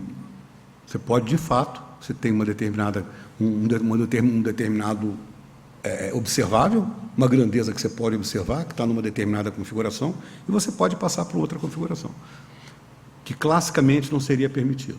Isso aí você pode fazer. Ok. É um efeito estranho. Mas, e novamente, de novo, é um efeito que você pode descrever com facilidade se você pensa nessa componente ondulatória da matéria. Como ele estava falando ali, é a mesma coisa. O camarada... Extrapolando Sim. a questão da componente ondulatória da matéria, como tudo pode ser Novamente, descrito uma cuidado componente com a ondulatória. terminologia. Desculpa, cuidado com a terminologia. Vai, eu estou abusando aqui, porque eu acabei de dizer que isso é instrumental. Sim. Tá? Então, Meio que por repetição teria como tunelar em escala macroscópica. Por exemplo, você faz repetição de algo bem ridículo, por exemplo, uma bolinha batendo uma parede. Existe a possibilidade de ocorrer tunelamento, nem que seja tipo ínfima? olha, se você está querendo dizer que um objeto pode, se você olhar no nível atômico, ele pode percolar por aqui, sim, isso poderia acontecer, mas eu não estou falando disso. Você pode montar situações onde não é exatamente isso que ocorre. Por isso que eu quis deixar bem claro que eu tinha um arame, tá? E esse arame, então, é simplesmente um problema energético agora. A bolinha, eu não estou dando energia, ela nunca vai poder passar em cima da barreira de potencial. Então ela está aqui. Ela só pode andar pelo arame. Não tem outro lugar onde ela possa ir. Não estou falando de componentes da bolinha, da conta que... Não, não é isso. Esse camarada, ele simplesmente ele não vai ter energia suficiente para passar aqui e ele pode simplesmente passar por um efeito túnel. Você pode ter a materialização do objeto do outro lado. Aí é que está o que é realmente o objeto nesse caso. E exatamente como, porque aí é uma questão já de ponto de vista. A maneira que você está descrevendo todos esses efeitos, você montou uma forma, você montou equações, você montou objetos que podem dar conta disso. Tá? Agora, será que essa é toda a descrição que você possa ter? Aparentemente, sim. Mas na hora de você tentar interpretar, e particularmente na hora que você tenta interpretar isso daí com os seus, com termos clássicos, tá? E com o que você conhece do seu dia a dia, aí realmente você começa a ter problemas de interpretação. Como é que um camarada pode sumir aqui, se materializou ali? Então, essas coisas levam, de fato, a interpretações, como ele acabou de dizer, coisas esotéricas, né? E que não tem nada de esotérico. Isso é uma coisa que é medida, você controla isso. Por exemplo, tunelamento coerente, etc. Você sabe exatamente que isso aqui pode ocorrer. Muito bem, você monta experimentos, você mede essas coisas. Agora, a questão é como que você interpreta isso. Então, você só tem toda a sua terminologia para tentar explicar isso, como a gente fez aqui, é você tentar conciliar duas coisas que vocês conhecem no seu dia a dia, mas aí é difícil. Realmente, você naturalmente esbarra nesses problemas de interpretação e as coisas parecem ser estranhas, mas de fato elas não são. Porque realmente a teoria é montada de forma que ela realmente contempla essa possibilidade. Agora, quando você quer interpretar isso com uma linguagem compatível com o dia a dia da gente, com essa escala de comprimento, por exemplo, e de tempo que a gente tem, no macro, aí realmente as coisas ficam mais complicadas. Sobre a parte da não localidade e de transmissão de informação instantânea, assim. No caso, como você está fazendo observação de um lado e determinando o estado de outra partícula em qualquer outro lugar. Porém, quando você faz a observação, você não sabe o que você vai ver desse lado. Né? Então, isso no caso impossibilitaria uma aplicação prática para, de fato, transmitir informação instantaneamente? Bom, o que você vai fazer é o seguinte, você vai usar, nota bem, tem um exemplo muito interessante disso aqui, no caso, em particular, daquilo que eu falei do EPR, que é o problema de teleportação. Tá? Mas aí você vai fazer o seguinte, você vai pegar e vai tentar uma aplicação disso. Você vai tentar transportar, por exemplo, o estado de um objeto, ou seja, você sabe que esse camarada ele pode estar numa sobreposição, um terceiro cara que chega. Então, o que você vai fazer é o seguinte, você vai, de alguma maneira, juntar esse terceiro com um deles, o primeiro, por exemplo, e, através disso, você pode, e através exatamente dessas possibilidades que você tem, você vai poder, através de uma determinada medida e uma transmissão de informação, você vai poder determinar exatamente qual é o estado do camarada que chegou do outro lado, ou seja, qual é a cor do sujeito que chegou do outro lado. Ou seja, você pode passar uma cor que você não conhece, você pode passar para um objeto que foi para o outro lado. Tá? Simplesmente através de uma medida, que é uma medida composta do objeto que chega com o objeto 3 agora. Eu tinha 1 e 2, agora eu tenho o objeto 3. Eu faço uma composição de 1 com 3, e, em função disso, eu posso passar uma informação para alguém que vai ver lá o caso, vai ver o 2, e essa pessoa pode facilmente montar a mesma situação que eu tinha no objeto 3, sem mexer no 3, sozinho. Tá? Então, é um negócio meio confuso, mas exatamente essa possibilidade é que te permite fazer transportar esse estado, que é o que o pessoal chama de teleportação. Quer dizer, novamente, não tem nada de fantasmagórico aqui. Tá? Se bem que o próprio Einstein dizia que isso era meio fantasmagórico, mas ele não gostava. Então, ele simplesmente queria dizer que essa interpretação do par EPR é uma coisa errada. Ele falava que não, que tinha que ter, de alguma forma, uma velocidade de informação finita. Tá? Mas, hoje em dia, se fazem, inclusive, experimentos onde esse fenômeno de teleportação pode ser medido. Então, só confirmando se eu entendi mais ou menos, você seria capaz de transmitir o estado de uma coisa para o outro lado, mas sem saber exatamente o que você Sem saber exatamente o que você fez. Certo. Mas, claro, mas nota bem, você vai destruir o que você tem. Você destrói o que você tem aqui e obtém o que você tem lá. Tá? Repara, a quantidade de matéria não vai mudar. Sai um objeto daqui, um objeto para lá. Tem um terceiro objeto que chega aqui. Então, o que eu faço é correlacionar esses dois, que chegam em mim. E depois eu passo uma informação para lá em função do que... Eu destruí a informação aqui, mas eu não sei o que tinha antes. Mas eu passo o que eu não sei para lá. Tá? Pode estar, acho que está meio confuso.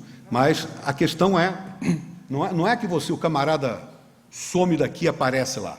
O problema é que eu peguei um objeto que eu não conhecia e fiz uma medida composta aqui, em função dessa composição. Em função dessa composição, eu tenho que passar uma informação por telefone, por e-mail, alguma coisa clássica, absolutamente clássica. E aí, em função disso, quem vai receber? Você vai receber a partícula 1, ou a partícula 2, por exemplo. Peguei a 1 com a 3 aqui, você está recebendo a 2. Você, através de algum tipo de operação, você facilmente vai montar no objeto que chegou em você a situação que tinha inicialmente no 3. Tá? Mas o 3 foi embora. O 3 sumiu. E apareceu aí na tua mão. E isso daí é exatamente a ideia de que isso acontece instantaneamente. Certo. Tá? Obrigado. Cuidado. Instantaneamente não. Vai depender exato. Aí é que vem o problema de que tem uma velocidade de informação. Eu te passei uma informação clássica para fazer isso. Tá? Que aí você vai operar em cima daquilo para poder reobter o que tinha no 3. Tá? Teria essa limitação, então. O problema é que essa situação de você realmente dizer que o camarada azul, vermelho, vermelho, azul, isso aconteceu instantaneamente, mas qualquer coisa que você vá usar para aplicar, você vai precisar dessa transmissão de informação. Tá? Então, é aí que tem um ponto que você fala, bom, você continua, para você ter alguma utilidade disso daí, você vai acabar usando alguma informação que é uma informação clássica. E essa informação, obviamente, vai demorar um tempo para chegar até você. Tá? Obrigado. Voltando um pouco no tunelamento que ele estava falando, a partícula, enquanto eu não estou medindo, enquanto eu não estou observando ela fica oscilando entre os dois pontos. Sim. No momento que eu faço a medida, ela para de oscilar. E se eu deixar de realizar a medida, ela continua no lugar ou ela volta a oscilar? Como assim? Não, eu criei uma situação... Repara bem, eu criei uma situação que é uma situação que, na hora que eu boto ela na direita ou na esquerda, ela naturalmente vai poder fazer essa oscilação coerente, de um lado para o outro. Sim. Na hora que você fez a medida, tudo bem, ela vai me dizer se ela está na direita ou na esquerda. Desligou a tua medida de novo, evidentemente, você está preparando, de novo, você criou uma situação que ele está na direita ou na esquerda. Depois disso, ele vai. Ah, sim. Tá. Que daí eu estava pensando em alguma coisa relacionada à sobreposição. Sim. Que ela estaria travada naquela posição até que eu realize uma outra medida diferente, que é onde eu delete a primeira informação. Não vamos entendi. dizer assim. Mas não tem nada a ver. Não entendi a pergunta. É a sobreposição de duas coisas, Sim. das cores e do som. No momento que eu paro de medir a posição dela, eu posso medir o som, vamos dizer assim. Ficou complicado. Não, mas era o negócio que eu estava falando, a primeira pergunta mesmo, que se eu parasse de observar a partícula, ela voltava a oscilar entre as duas posições. Não, olha, por exemplo, se você quiser falar em termos de sobreposição aqui no caso, você está na direita ou está na esquerda, significa que você tem realmente, se você pensar em termos que isso aqui é cor, direita e esquerda, quem seria o som nesse caso? Tudo bem, você tem alguma coisa que seria equivalente ao som, mas nesse caso, são duas situações onde o objeto não está absolutamente localizado nem na direita nem na esquerda. E é por isso que ele faz isso. Existem realmente situações onde você não está nem na direita nem na esquerda. E ele não vai sair disso. Se você pega duas dessas situações e faz uma sobreposição, aí você consegue montar a situação da direita ou a situação da esquerda, dependendo de como você faça essa sobreposição. Com o mais ou com o menos, por exemplo.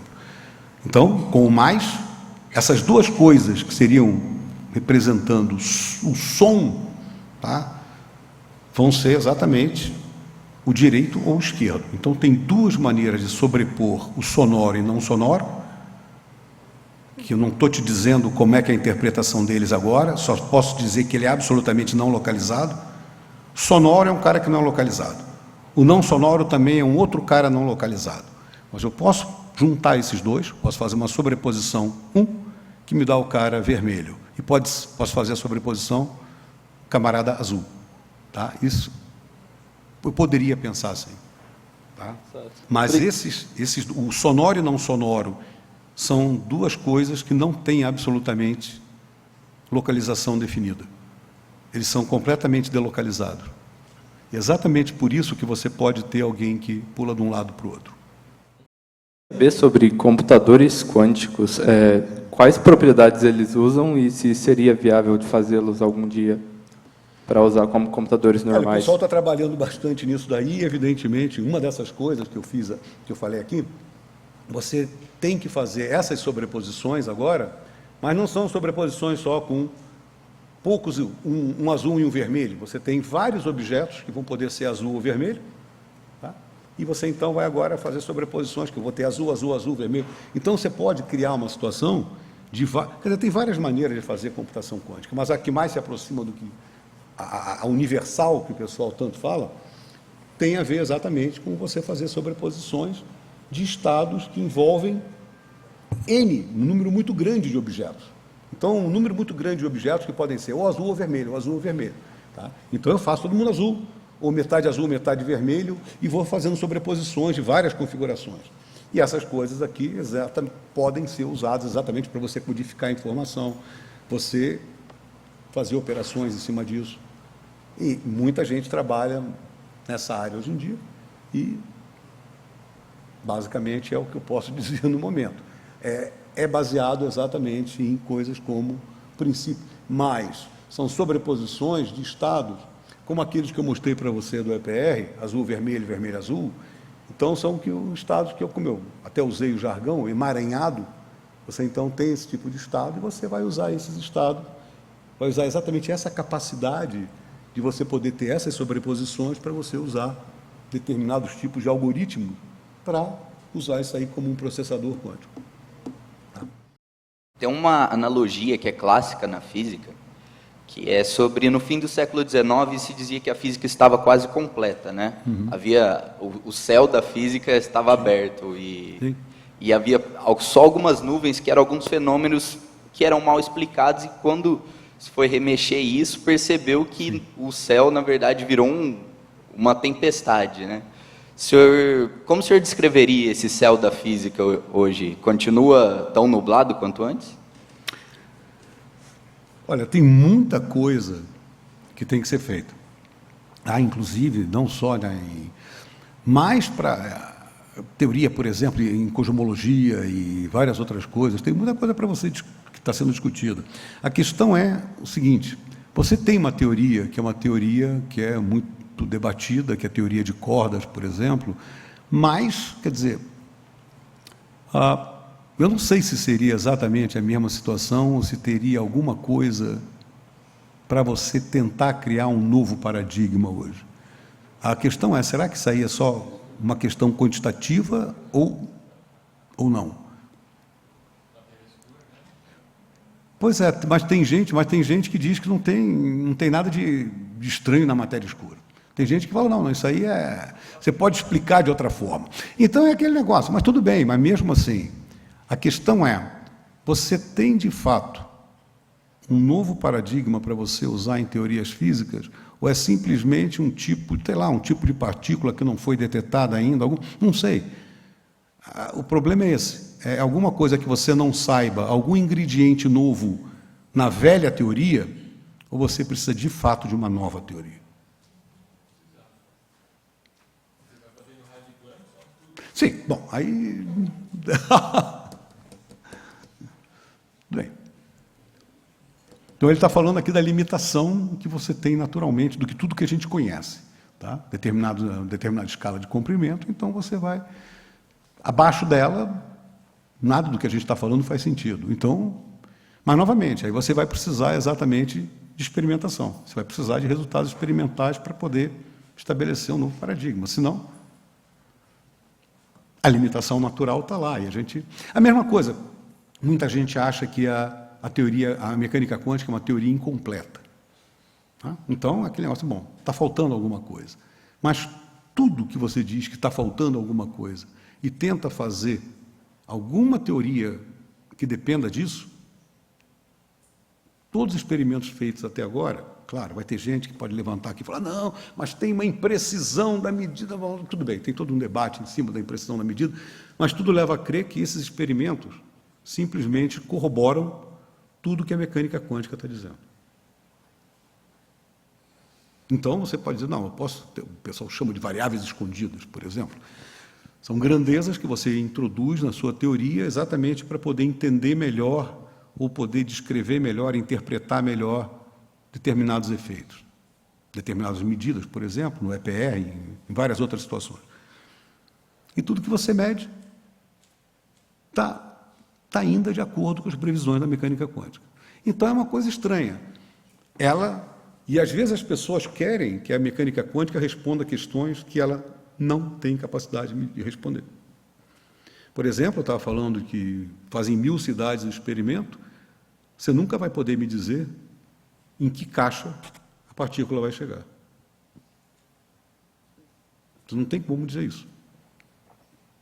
Então, novamente, isso incomoda muita gente. Não, você deveria ter uma teoria que fosse capaz de representar, de me dar previsões sobre o efeito em cada cidade que eu estou fazendo aquela experiência que passa por um canal ou por outro.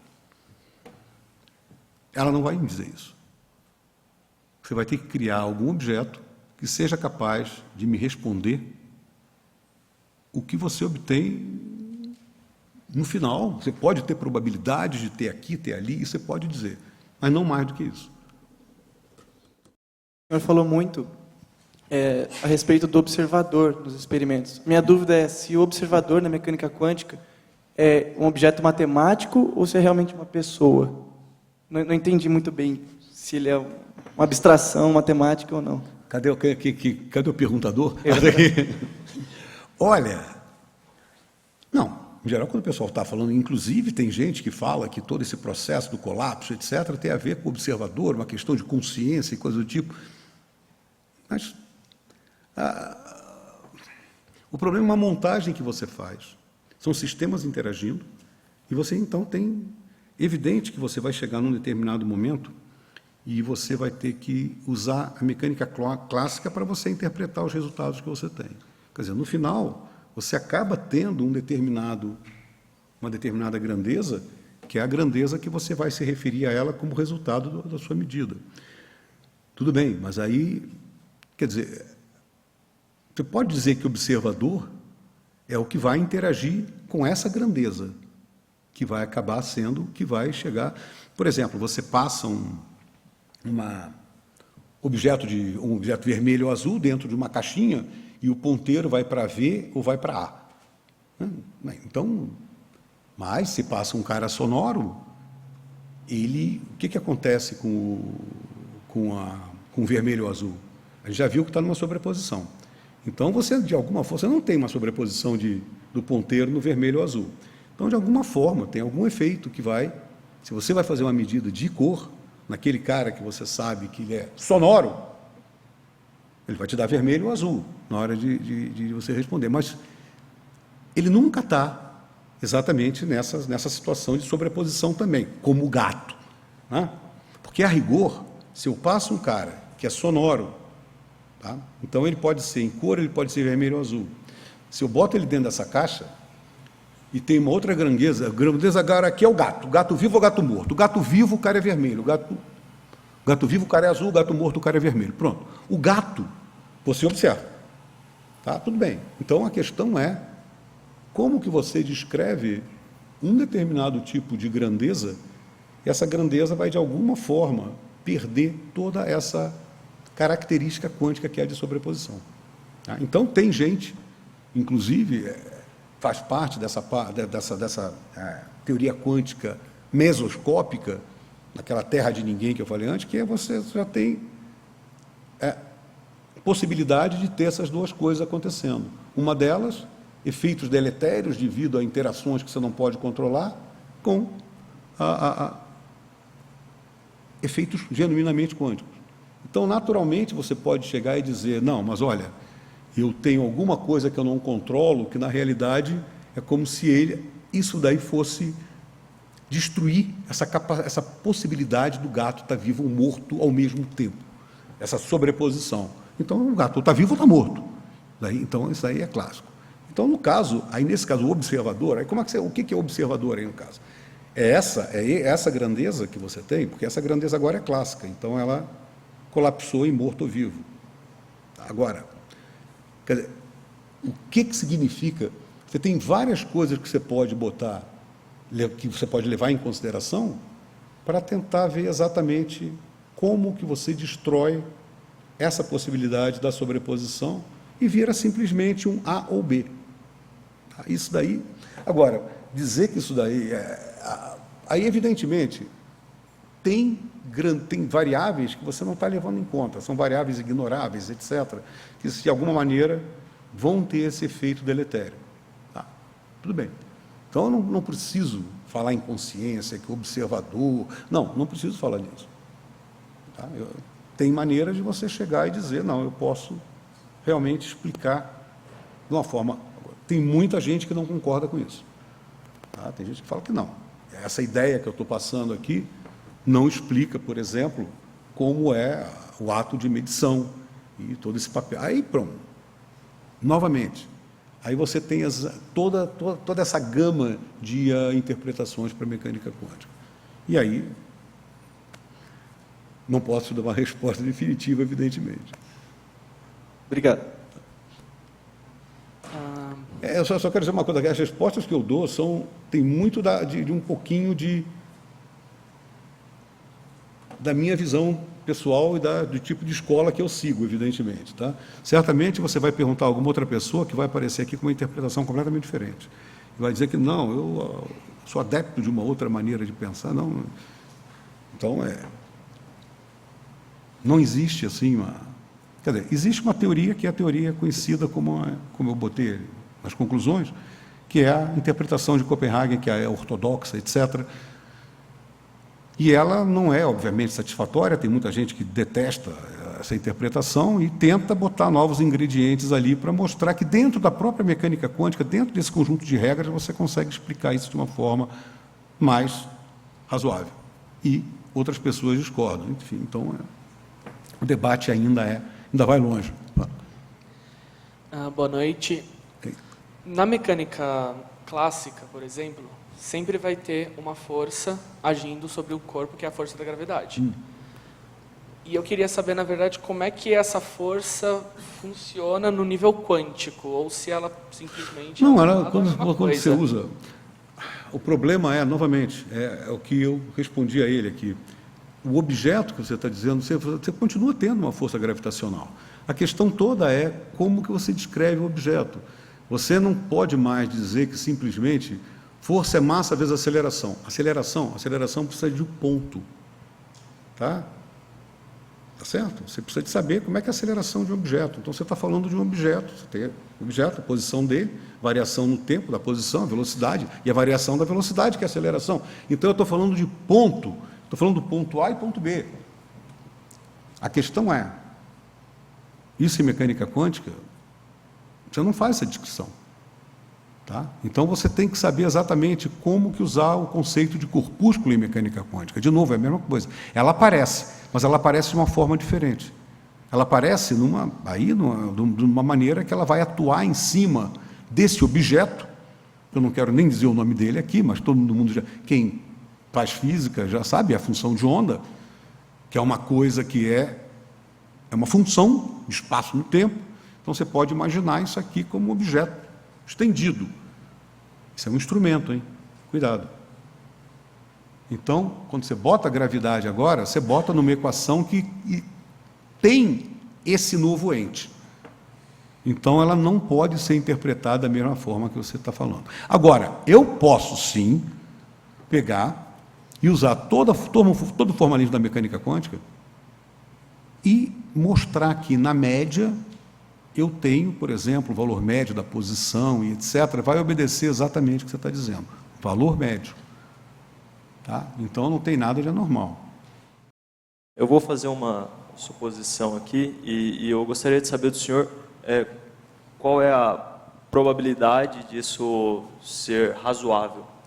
Considerando que no sistema quântico, quando você olha para o sistema, ele colapsa e vira um sistema clássico, e considerando o tamanho do universo, certo? O tamanho do universo visível, nós poderíamos supor que o universo segue a mecânica quântica, só que como nós observamos, ele é um sistema colapsado. Então qual seria uma razoabilidade disso? Novamente, você pode pensar em coisas desse tipo. Você pode falar, por exemplo, desse objeto que o pessoal usa em mecânica quântica para poder descrever matéria em geral, etc., aqui, como já antecipou a função de onda. Fala-se em função de onda do universo. A questão é, faz sentido isso? Então, repara, se você pensa de uma forma mais instrumental, você vai usar isso para determinadas medidas que você vai fazer localmente, e você passar daí agora para uma interpretação mais geral, que você vai poder falar de uma função de onda no nível do universo, é difícil de você. Novamente, isso tem muito a ver com a escola de interpretação que você aceita, e eu não sei se eu entendi a sua pergunta exatamente. Além disso, a questão é o seguinte, de nós admitirmos e não conseguirmos faticamente visualizar essa dualidade de um planeta ou um sistema estar em dois pontos, entendeu? Mas, novamente, na hora que a gente passa... Existe um fator, que é o H cortado, que é uma constante, a constante de Planck. Tá? Então, isso daqui, existe uma escala que eu tenho que... Abaixo dela, realmente, essas coisas existem. E se eu chego em determinadas dimensões, ou até mesmo não preciso nem ir para a escala de universo, mas na hora que eu chego do macro, nessa escala que nós estamos aqui, de alguma maneira, esses efeitos quânticos desapareceram. E por quê? E aí vem exatamente essa história de que você tem o que é o processo de medida contínuo que você faz no dia a dia. Quer dizer, essas questões, evidentemente, não são questões que estão respondidas. Tá? Então, você pode pegar parte da brincadeira, alguma coisa muito mais simples, que é o que eu estava tentando responder para ele, e falar, olha, tudo bem, o observador, o objeto, agora lembra, o objeto tem que acoplar com uma caixa, que essa caixa vai ser o medidor, pode dizer que o observador está incluído nisso aqui. Então, olha, você tem que sair de um processo microscópico, pegar um exemplo simples. Está aqui, o gato. Né? Aquele caso do gato. Então, vermelho com gato morto, azul com gato vivo, fazer uma sobreposição disso. Mas, se você abrir a caixa, o gato vai estar morto ou vivo. Ou seja, na hora que se observa, ele está aqui ou ali. Não tem essa sobreposição. Então, de alguma maneira, por algum efeito, no caso, e aí é o que eu estava apelando exatamente para um conjunto de variáveis que eu não tenho controle nelas. Na hora que eu estou no macro, essa coisa acontece. Tá? Então, por exemplo, eu citei aqui o caso ali da terra de ninguém, entre o micro e o macro. Eu estou ali exatamente em situações que os meus sistemas ainda são capazes de mostrar efeitos quânticos, mas para isolar esse sujeito do meio ambiente onde ele está, é difícil. Então, novamente, estou usando uma interpretação do que eu acredito. Tá? Então, você, de alguma maneira, tem que mostrar que essa coisa vai sumir em algum momento.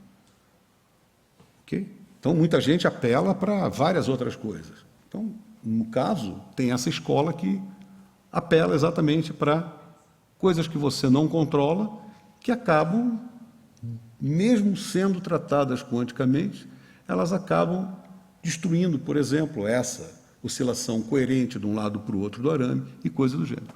Então, você destrói o tunelamento coerente através de perda de coerência. Então, para ser mais técnico, no caso. Tem gente que não se satisfaz com isso. Então, de novo,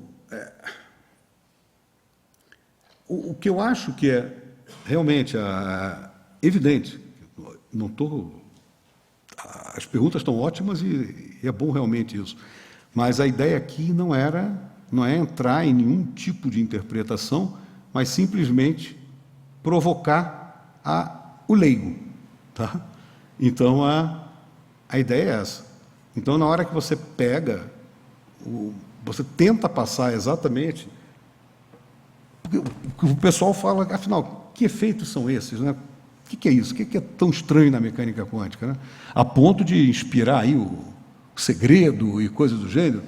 Então, a ideia aqui é essa. Não que eu não queira continuar, porque agora, essa discussão já passa por uma discussão de interpretação da mecânica quântica.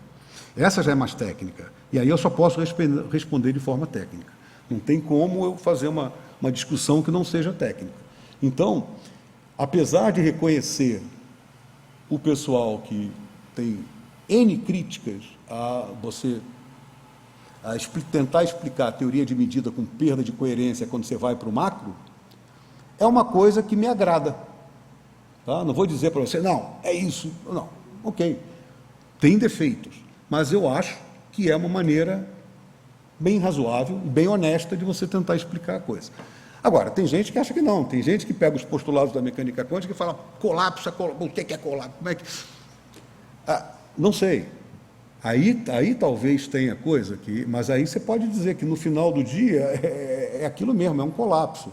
Agora, como que isso se dá? Será que o pessoal que trabalha com teoria quântica de medida é um pessoal que apela para esse lado? Apela para variáveis a mais, que você não tem controle, e isso vai, de alguma forma, destruir a coerência. Pronto. Agora, isso é uma resposta técnica. Né?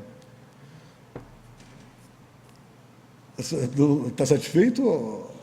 Quer dizer, então não tem jeito. De alguma maneira, você está falando do planeta que não está aqui ou ali, claro, não vai poder estar. Né? Não pode estar. Por quê? Porque você tem todo um universo. Aí, de novo, né? Até mesmo a própria tentativa de você descrever isso aqui como uma função de onda, quer dizer, já acabou há muito tempo atrás. Né? Já acabou na hora que você está realmente tentando criar um objeto macroscópico que não está absolutamente isolado. Então, é uma discussão sem fim. Era sobre qual que seria o que está no horizonte para os pesquisadores assim, em relação à mecânica quântica, assim, mais especificamente, por exemplo, o graviton, alguma coisa assim, sobre a gravidade, sobre conseguir unir a gravidade com a mecânica quântica, essas coisas. O que seria tão... Bom, mas novamente, essas, de novo, não é a minha área, eu não trabalho nisso, tá? Realmente a parte de teoria gravitação quântica, gostaria muito até de me aposentar e estudar gravitação quântica, mas uma das formas de você tentar fazer isso daí é exatamente teoria de cordas. Tá? É uma teoria que o pessoal tenta fazer essa unificação, relatividade geral, mecânica quântica, e você botar essas coisas juntas. Né? Então, evidente, não é a única saída, tem outras saídas também, mas, de novo, você está querendo... você vai fazer teoria de cordas, você está querendo... você vai mudar a descrição de um determinado... Por exemplo, a descrição, você não vai mais falar de pontos, você vai falar de uma corda. Mas o que você vai usar para descrever a corda? Você usa o quê? Mas você está fazendo uma teoria quântica da corda, não está? Não, tudo bem.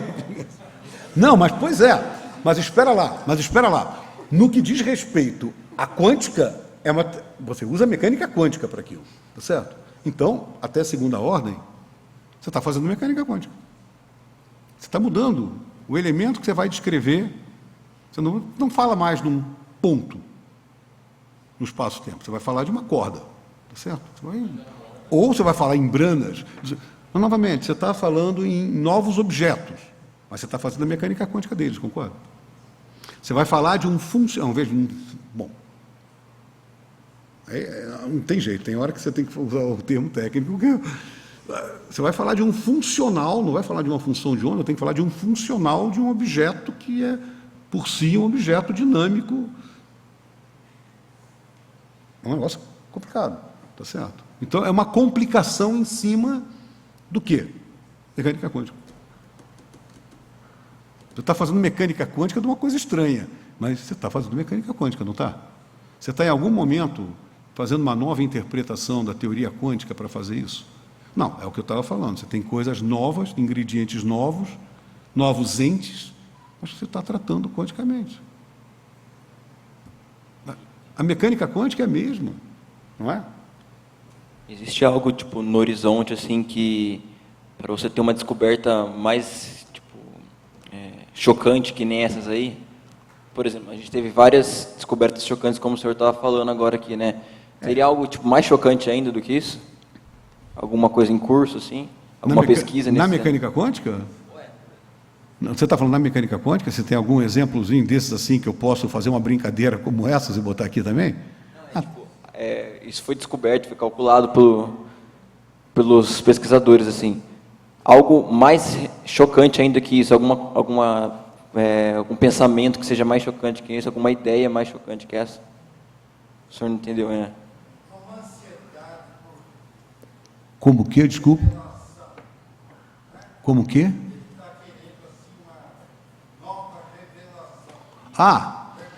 Uma nova, você está falando assim de uma nova revolução, que eu falei, eu usei um outro termo, um novo paradigma para a teoria física. É isso que você está querendo?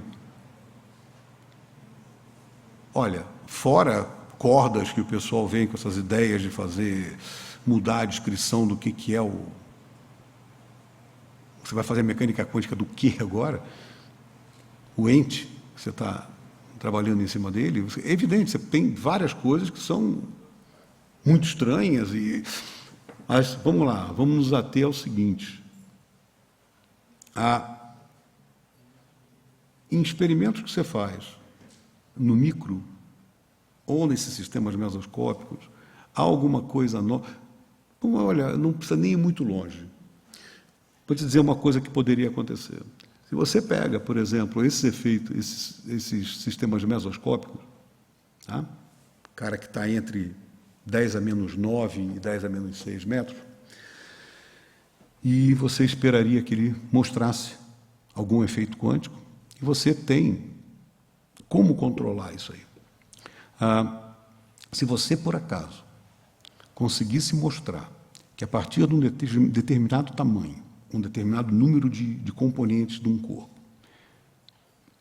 realmente a mecânica quântica some, que você seria equivalente a você dizer que você ia ter que botar a mecânica quântica pode ser aplicada para 1, 2, 3, 4, 5, 6, 522 partículas. A partir de 522 não pode mais. Aí você fala, não, mas peraí, tem N mil coisas que eu posso testar. Teste N mil coisas. Não bateu. Então a mecânica quântica quebrou.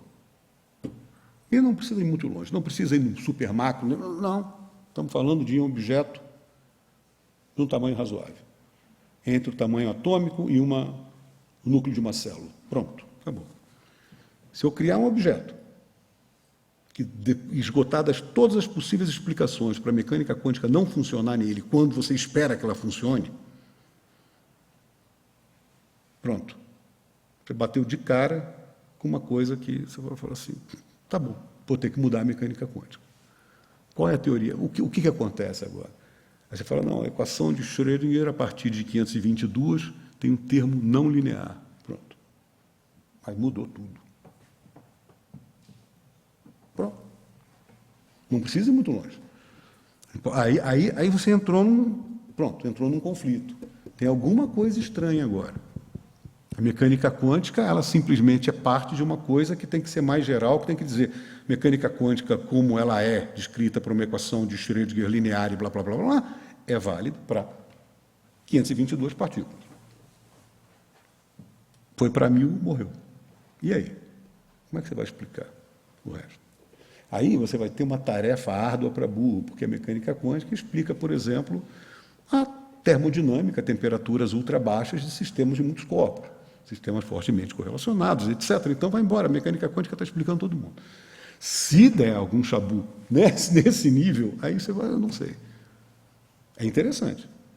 E eu não preciso ir muito longe para ver a mecânica quântica quebrar, então. Mas até agora, nada foi visto. Tudo que você testa a mecânica quântica está indo bem, obrigado. Ela é completa, incompleta? Bom, não é questão de ser completa ou incompleta. O que ela se propõe a fazer, acho que ela faz, e faz bem, de uma forma bem precisa. E a gente depende bastante dela. Do mesmo jeito que eu tenho problemas para escalas muito pequenas, eu teria problema para escalas muito grandes, e em algum momento elas seriam semelhantes? Problema muito pequeno e muito grande, aqui no caso, a gente está falando... A mecânica quântica, a gente só está se atendo aqui à teoria quântica. Em relação à física clássica. Sim, mas aí... O que você chama de física clássica? Repara, a relatividade é clássica. Tá? Então, nesse caso, você tem, de novo, efeitos que são efeitos diferentes, que você tem que... Não vai descrever com a mecânica newtoniana, é claro. Você tem generalização disso daí, você tem a teoria da relatividade especial, a teoria da relatividade geral e vai por aí afora. Então, tudo bem, você está mudando, você muda a descrição, mas essas teorias são teorias clássicas. Você pode descrever exatamente como uma teoria que você tem muito bem definido, posições e etc. Claro, tem a curvatura do espaço-tempo, etc. Mas tudo isso daqui é uma teoria clássica. Tá? No sentido... Quer dizer, o que eu estou falando, o que é quântico nesse caso, é uma teoria que você tem que, de fato, abrir mão de toda essa descrição. Sim, mas em algum momento eu chego a abrir mão desse tipo de descrição de como funciona as interações entre a física no nosso cotidiano. Em algum momento eu tenho que me abster dela para enxergar de uma forma diferente uma escala muito grande, e elas pode ser semelhante à escala Olha, muito aqui pequena? o pessoal estava falando aqui de matéria escura, e etc. Muitas pessoas pensam em mudar. Basicamente, tem uma lei diferente para a interação gravitacional e coisas do gênero. Está aí, muita gente conjectura várias coisas.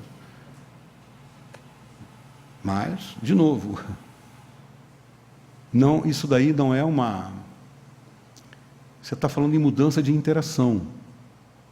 Tá? Então, nós estamos falando em mudar um determinado tipo de...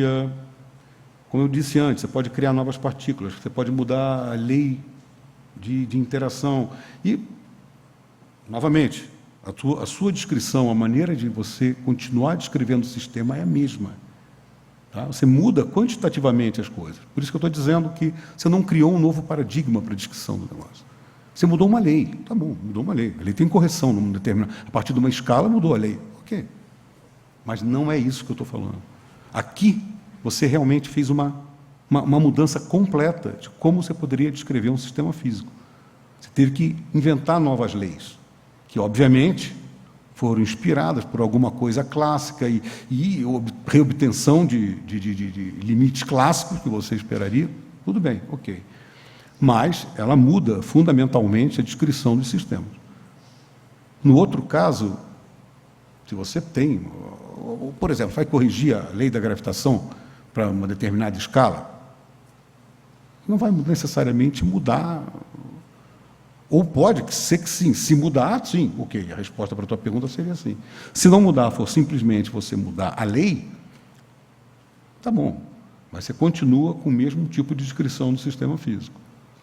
Tá? O conceito de partícula, o conceito de massa, continua a mesma coisa. Vamos agradecer ao professor Amílcar Caldeira por essa excelente palestra.